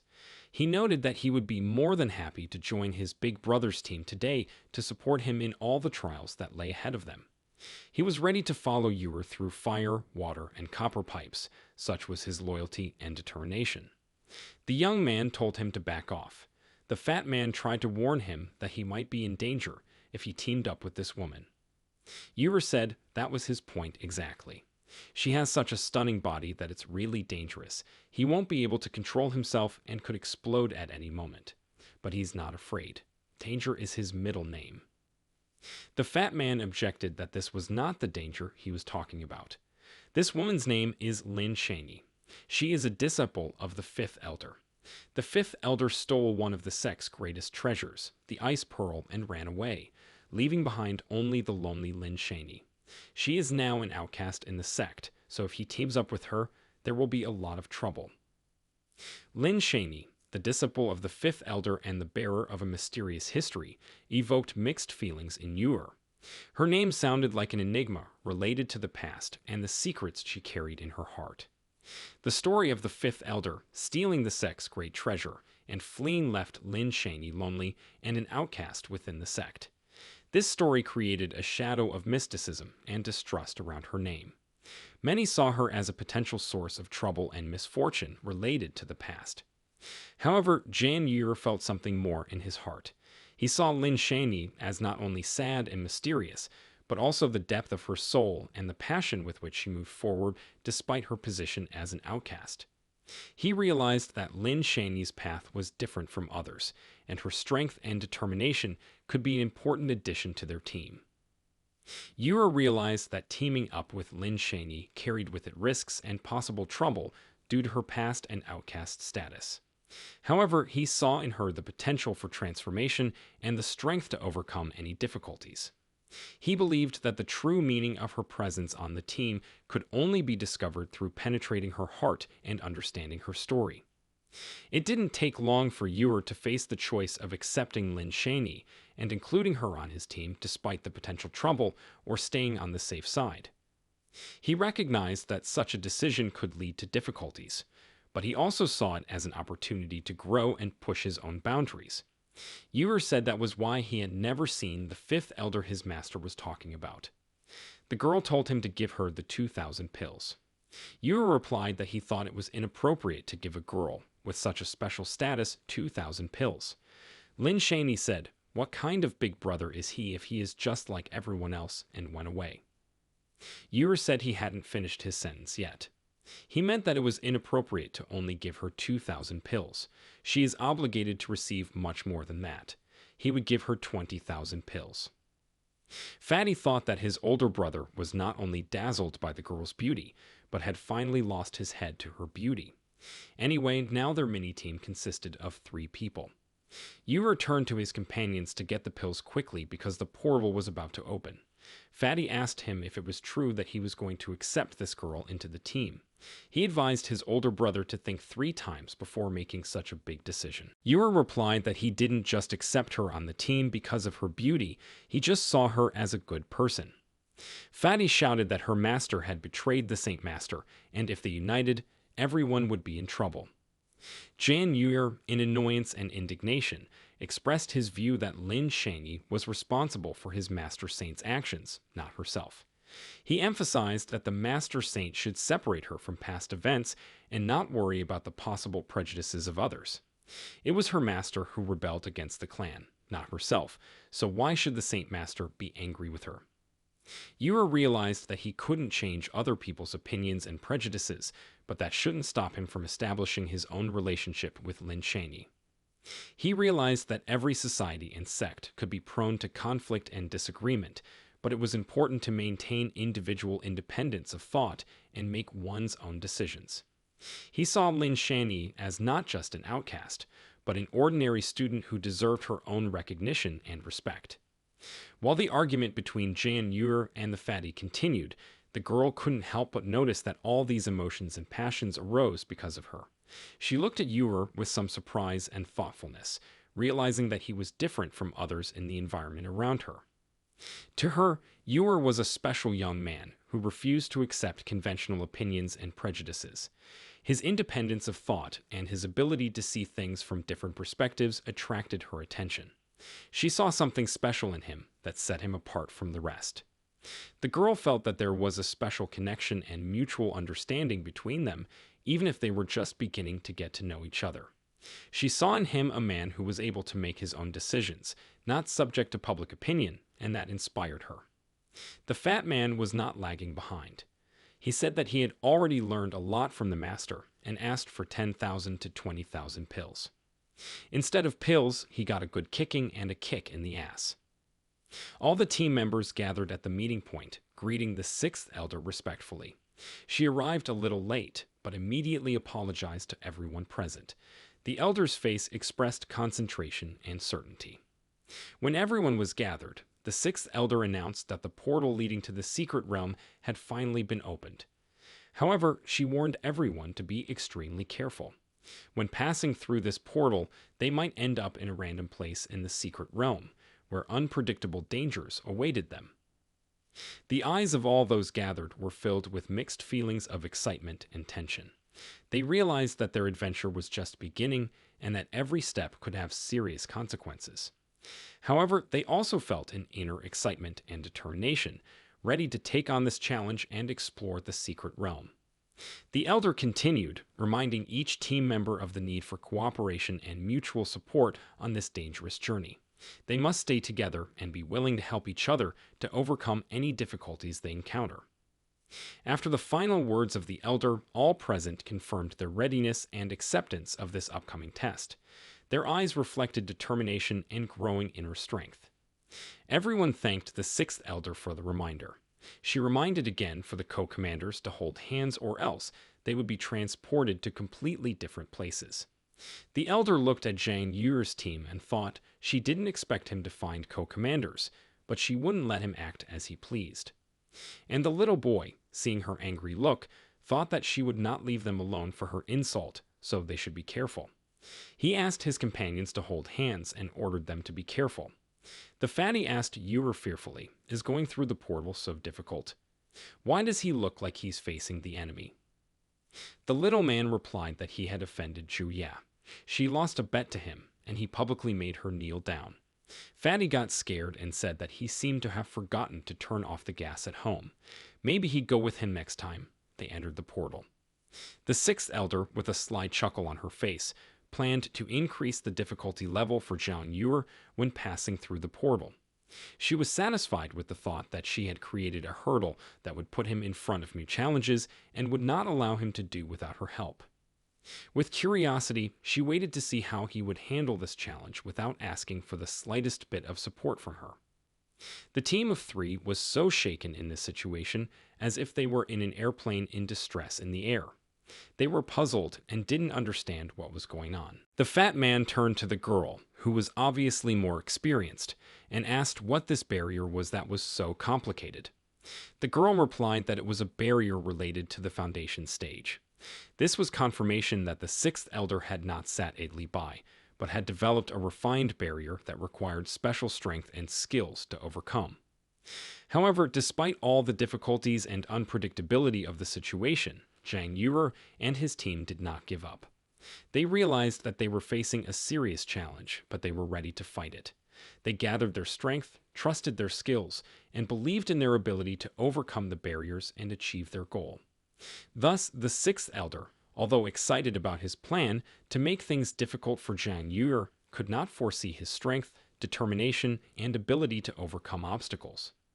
Zhang Yu and his team were prepared to deal with any challenges, even if it meant confronting the sixth elder's most sophisticated and intricate plan.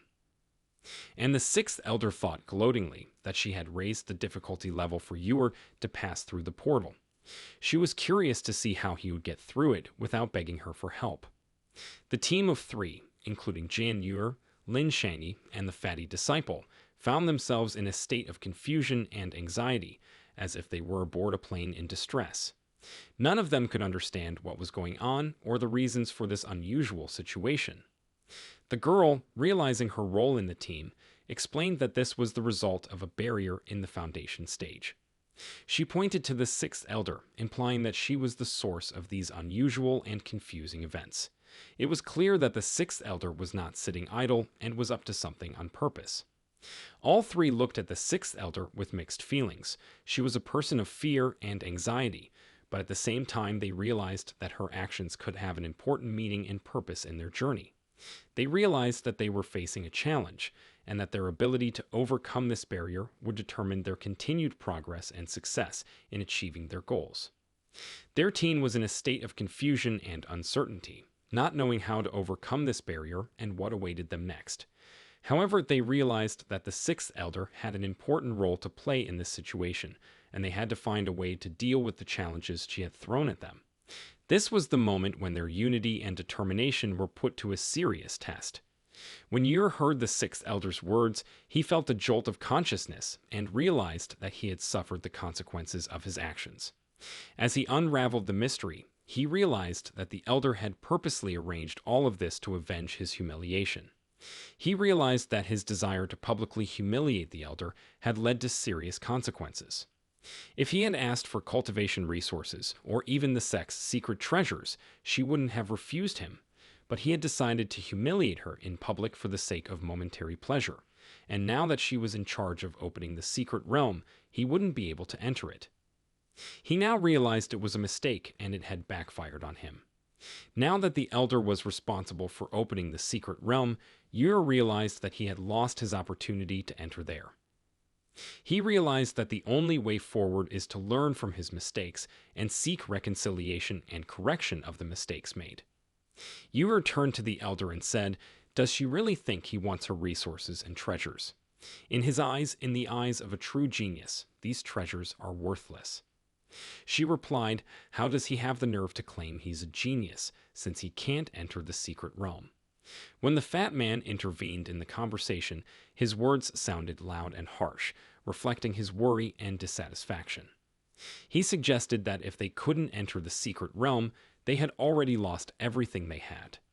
That thought should have caused a sense of gravity and hopelessness to the situation, but it didn't become some kind of tragedy for the team. The fat man, though he expressed his concerns, found no response from his co-commanders. There were circumstances and other ways in the world that did not depend solely on entering the secret realm. The sixth elder told them not to be sad and just leave Jan Yer's team, and then she would let them pass. Fatty said that if he betrayed his big brother, he would have to give up his pills. And Lin Shaney said that it's just training in the secret realm, nothing will happen if she doesn't go there at all. Yer thanked his companions for not abandoning him. He assured them that he would take them where they needed to go. The sixth elder Riley asked, where did he get such self-confidence from? Now the barrier is at the Foundation stage. What can he do while being at the Kai refining stage? The little boy laughed and asked the sixth elder if she had the courage to bet with him again. The wager is very simple. If he passes into the secret realm, she will owe him one wish. Zhou Ya was at a loss. What is he up to again? She had already fallen for his trick once. She couldn't risk it again. And Yer continued and said, if she didn't want to take a chance and argue with him, then let her not waste his time and get out of the way. He needed to get to the secret realm soon. Fatty thought how cool he was if even the sixth elder was afraid to argue with him. He added a ban on arguing with his elder brother to his mental list of what not to do. Zhou Ya called them a bunch of ungrateful brats and said that she would really like to see them pass this test. Yer thought that the power of his grenade was comparable to the power of the Foundation stage peak, so it wouldn't be too difficult to break through the Foundation stage barrier. There was a powerful explosion, and the sixth elder thought, how could this person have the power of the peak Foundation stage? Lin Shaney thought that Jan Yer was amazing, and the fatty was very surprised at such strength that his brother was hiding from them. Zhou Ya came to her senses and said that there is nothing wrong with them entering the secret realm. She doesn't think they can survive in the lake of fire poison. And indeed, the trio found themselves in a creepy place. It was the lake of fire poison. The sixth elder had specially sent them here. Lin asked, could this lake kill key refining stage cultivators? The young man replied that of course it could. The girl said that this was the first time she had seen such a strange lake. The temperature in it exceeds 2,000 degrees. An ordinary person wouldn't even survive a couple seconds in it. Even at the peak of the key purification stage, one wouldn't even last a minute in it. There is a fire toxin in the lake, so even the slightest touch of water will cause a person to lose their strength and then die an agonizing death in the fire. Mu's team watched the trio led by Jan Yur fall into this lake. Mu Zhengang and Lin Yu gloatingly anticipated witnessing their agonizing deaths. When the three-man team was carried to the lake of fire poison, Yur realized that it was the work of Zhu Ya. He was invulnerable to all kinds of poison, including this one, but his two comrades might get hurt. They were rapidly falling into the lake. The fatty panicked and shouted that they were all going to die. Lin Shanyi remarked that it wasn't so bad to die in the company of friends. The fatty thought that the girl had even already closed her eyes. What kind of instant resignation to her fate? She looks like an angel. If she wants to die, it doesn't mean he wants to die too. Yur ordered them to grasp his hands tightly. He threw them aside with all his might and fell into the lake. His friends flew safely to the shore. Seeing that the little boy was drowning, the girl wanted to rush to save him. She was dissuaded by a fat man who grabbed her legs. She begged him to let him go, saying that he didn't know the lake at all. She was afraid that there was nothing left of her brother. Finally, her legs gave out, and she sat down on the shore. How could it be? For so many years, it was the only person who had accepted her, and now he was dead. The fat man soothed her as best he could. The members of Mu's team approached them, slowly treading on the shore. They were glad they hadn't teamed up with little Yur, otherwise they would have ended up like he did.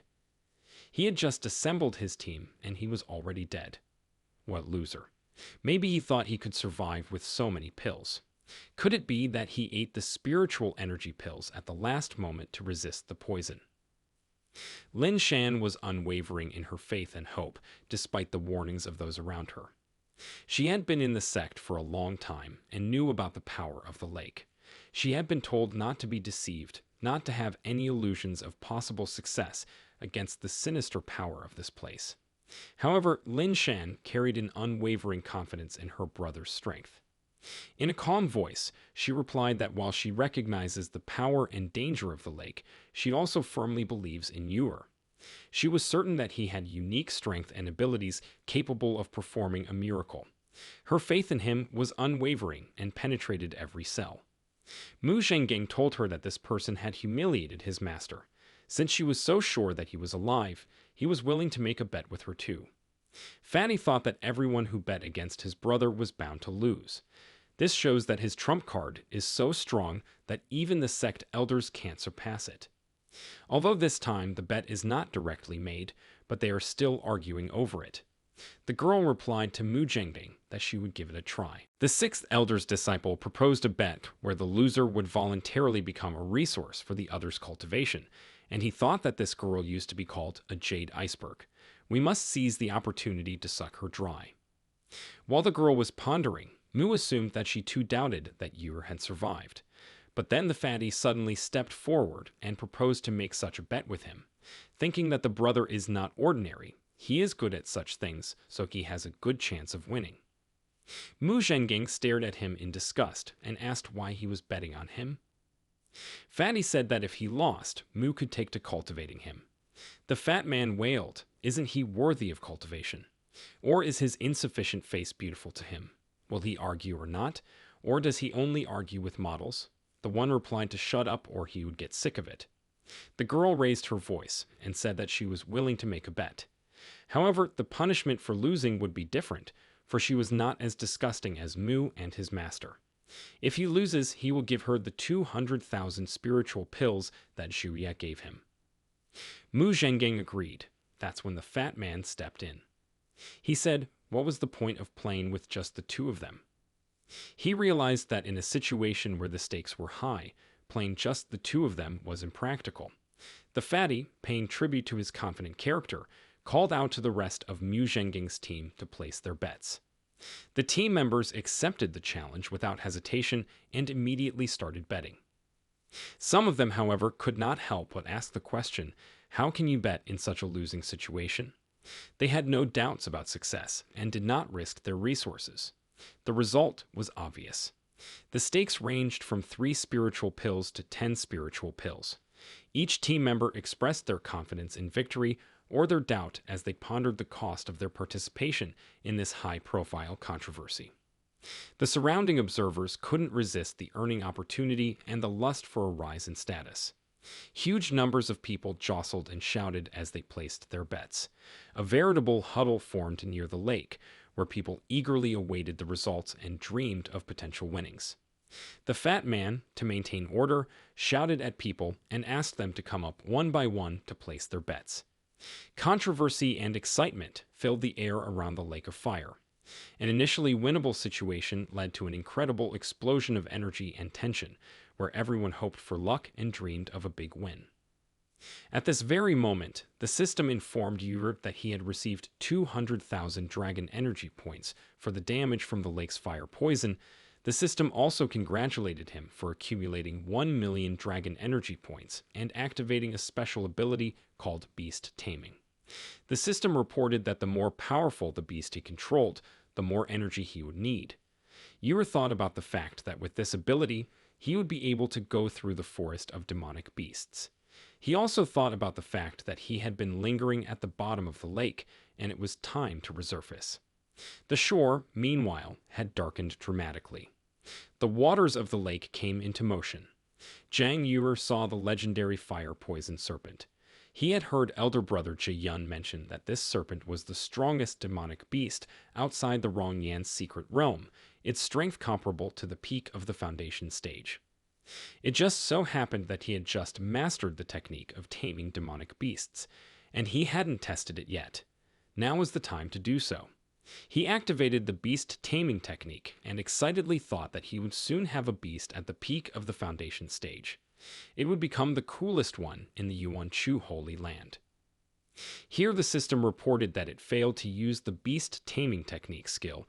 It was losing 10,000 energy points. It turns out the technique might not work. Wasn't he supposed to tame the beast? The huge beast lunged at the young man and swallowed him. Ure found himself in complete darkness and guessed that he was inside the serpent. He was angry at the system and promised if he ever got out of here, he would make sure to deal with it. Once Ure was inside the fiery serpent, he was surrounded by a gloomy and searing environment. The blazing walls of the serpent's stomach emitted blazing flames and spewed out ominous ashes. Heat and scorching heat surrounded him as if he was trapped in the heart of a fiery volcano. There was total darkness around Ure, only the glow of the flames illuminating his path. His gaze searched for a way out of this merciless environment, but all he saw were scalding walls that seemed incredibly alive and devouring.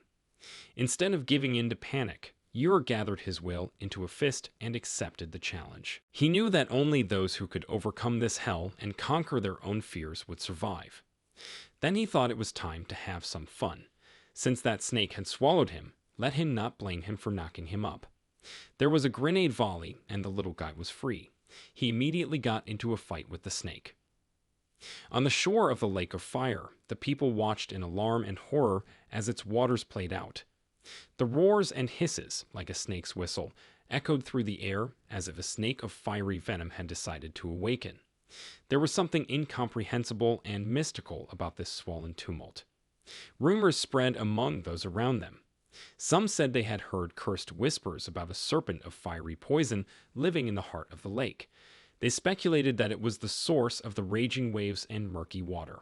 Frightening tales of the creature's power and deadliness filled the imagination of the people. They believed that Zhang Ure could not have survived in such a raging lake. The snake's rampage only increased their doubts. Zhang Yure's chances seemed minuscule after such rampant snake fury. The storm in the lake created whirlwinds and wave edges, frighteningly crashing down on everything around them. But the friends still had hope. Zhang Ure, although he was overcome by the hardships and challenges along the way, he possessed inner strength and determination. He was a winner in the battle with himself and could probably find a way to resist the snake and overcome the challenges of the lake. It all depended on his courage and gift of adapting to difficulties.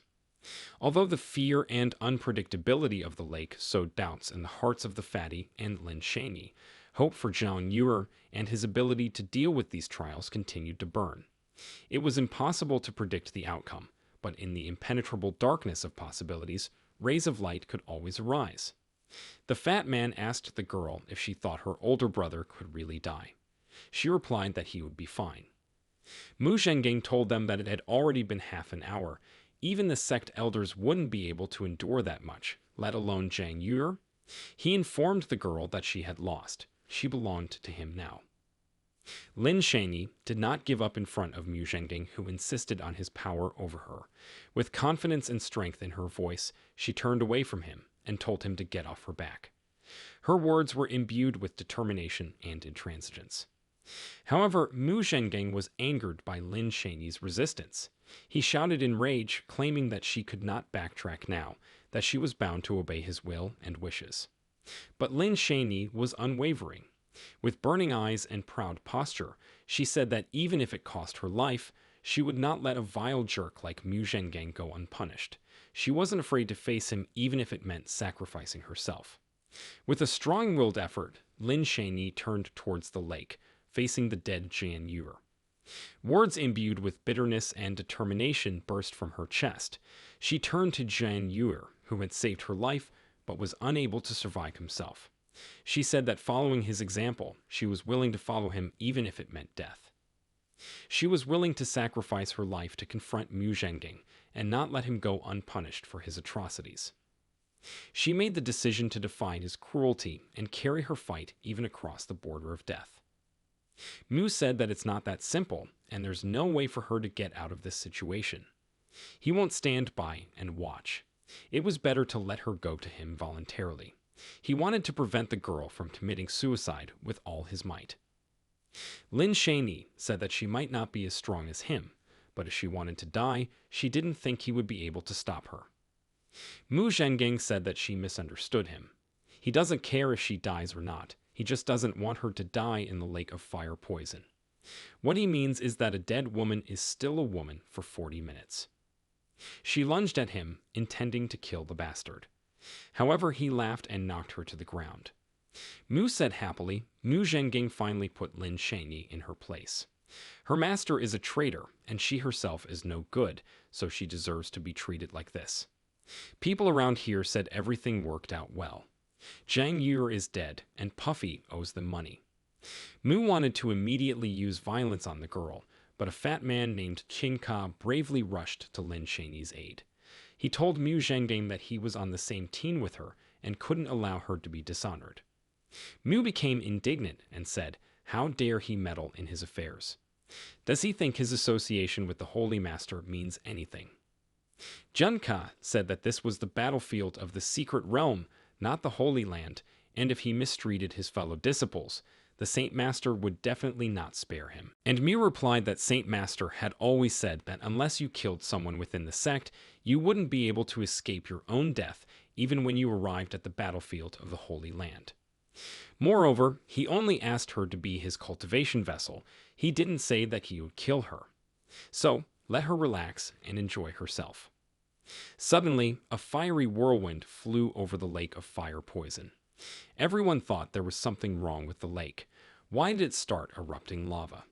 Some people got splashed by the fire lava from the lake. There was panic on the shore. Suddenly, Mu Zhengang was hit hardest in the face. When he came to his senses, the living Zhang Yuer was standing in front of him. Yuer leaned over Lin Shanyi, who was bound hand and foot. He asked her if she was all right. The girl replied that she had faith he would survive. The little boy worriedly said that he had made her worry, and that big sister Lin had such a beautiful body. She replied that he shouldn't stare, but rather help him free himself. Just then, Mu Zhengang called out to him. There was no way he expected Jin Yuer to survive in the lake. Yuer rose to his full height and told him that while he was gone, he had bullied his comrades and should now be punished for it. Next to Mu was also Ling Yu. Their alliance was due to their common goals and desire for power. Suddenly, They rushed towards the young man, summoning the spirit of the fiery tiger. At this moment, the system, warning the young man, informed him that the enemy's attack power had reached the Foundation stage. This meant that Mu and Lin Yu had become a serious threat. Their attacks had become more deadly and dangerous. However, the young man realized that his strength was not fully developed and insufficient to win in this situation. The system was advising him to find a solution as quickly as possible. It guided his thoughts, allowing him to see the possibilities that could help him survive. The young man concentrated and began to look for a weakness in Mu and Lin Yu's attacks, looking for an opportunity to counterattack and neutralize their opposition. He used his skills and knowledge, grasping every tiny detail and opportunity to change the course of events in his favor. His mind was sharp and his reactions quick, and he used every spare moment to develop a strategy that would help him survive and defeat his opponents. The battle was brutal and fierce, each blow counted and heavily charged.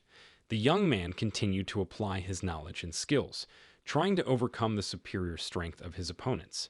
His fate hung in the balance, and every step was critical in this unequal battle. Fatty thought with annoyance that his elder brother had survived the fall into the lake of fire poison, but he was now pestered by this stupid couple. The people who were watching the fight saw that the punch thrown by this couple was at the level of a base creation stage punch. Who would have thought that they had such a powerful technique of the Foundation creation stage? Zhang Yure was only invincible at the Chai refining stage, and it would be difficult for him to survive such a strike. The people said, turning to the fatty, "His master is definitely dead now. They had definitely lost now."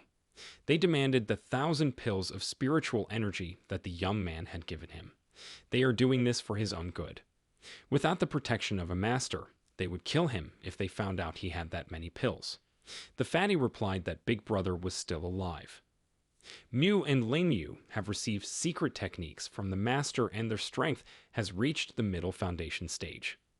And if the little guy is even at the beginning of the basic stage, he has no chance of surviving their attack. The crowd raged like a raging lake, a whirlwind of shouts and cries reflecting the anger and hatred lurking in the hearts of its members. Hadn't Zhang Yure died yet? He stood in front of the sweet couple and said that at the Qilai refining stage, this technique of theirs would really take him by surprise.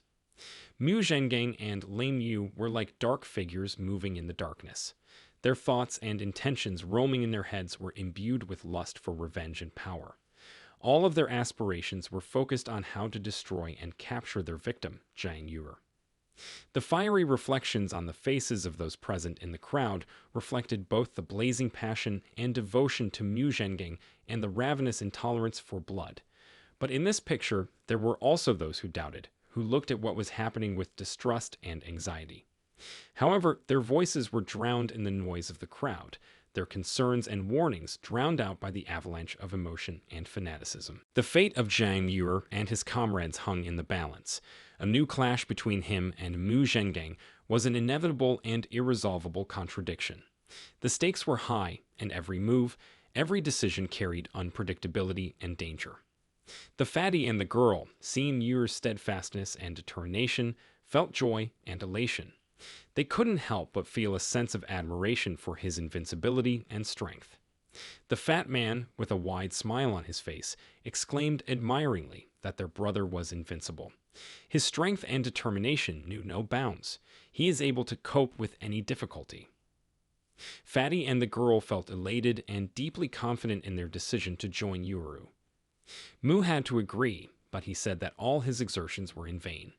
This wasn't the last attack, and he would see how many more times this man could withstand. It was even better that he had survived. Zhang Yure had bullied them, and today he would kill him a few times and get rid of the hatred in his heart. Yure looked at his opponents and recognized that their strength had indeed exceeded his expectations. They had shown incredible progress. However, despite their amazing progress, they still wouldn't be able to resist him. Lin Yu replied that they would see with pleasure if he survived the new blow, but cautiously thought, maybe the little guy has more trump cards. It was better to let Mu Zhengang go first. The shore was announced by the fiery roar of a tiger, and Yure said, How dare they use such a fake in front of him? He applied the serpent summoning and said that he was about to show them what a real spirit animal was. A huge fiery serpent appeared at the shore of the lake. Yer asked it to kill those two for him. The people on the shore fell to their knees. This serpent's strength was enough to match the strength of the Peak Foundation stage. Ling Yu thought that she had successfully hidden behind Mu Zhengang. Otherwise, she would have been very seriously hurt as well. And Mu thought that as long as his cultivation vessel was still intact, he could escape to drain it and quickly recover his strength. And his partner thought it was better if Mu Zhengang was seriously injured, and if they could get out of here alive, she would drain it. Meanwhile, Jan Yuer walked over to the kneeling Mu and Ling Yu. He asked them to have their last words.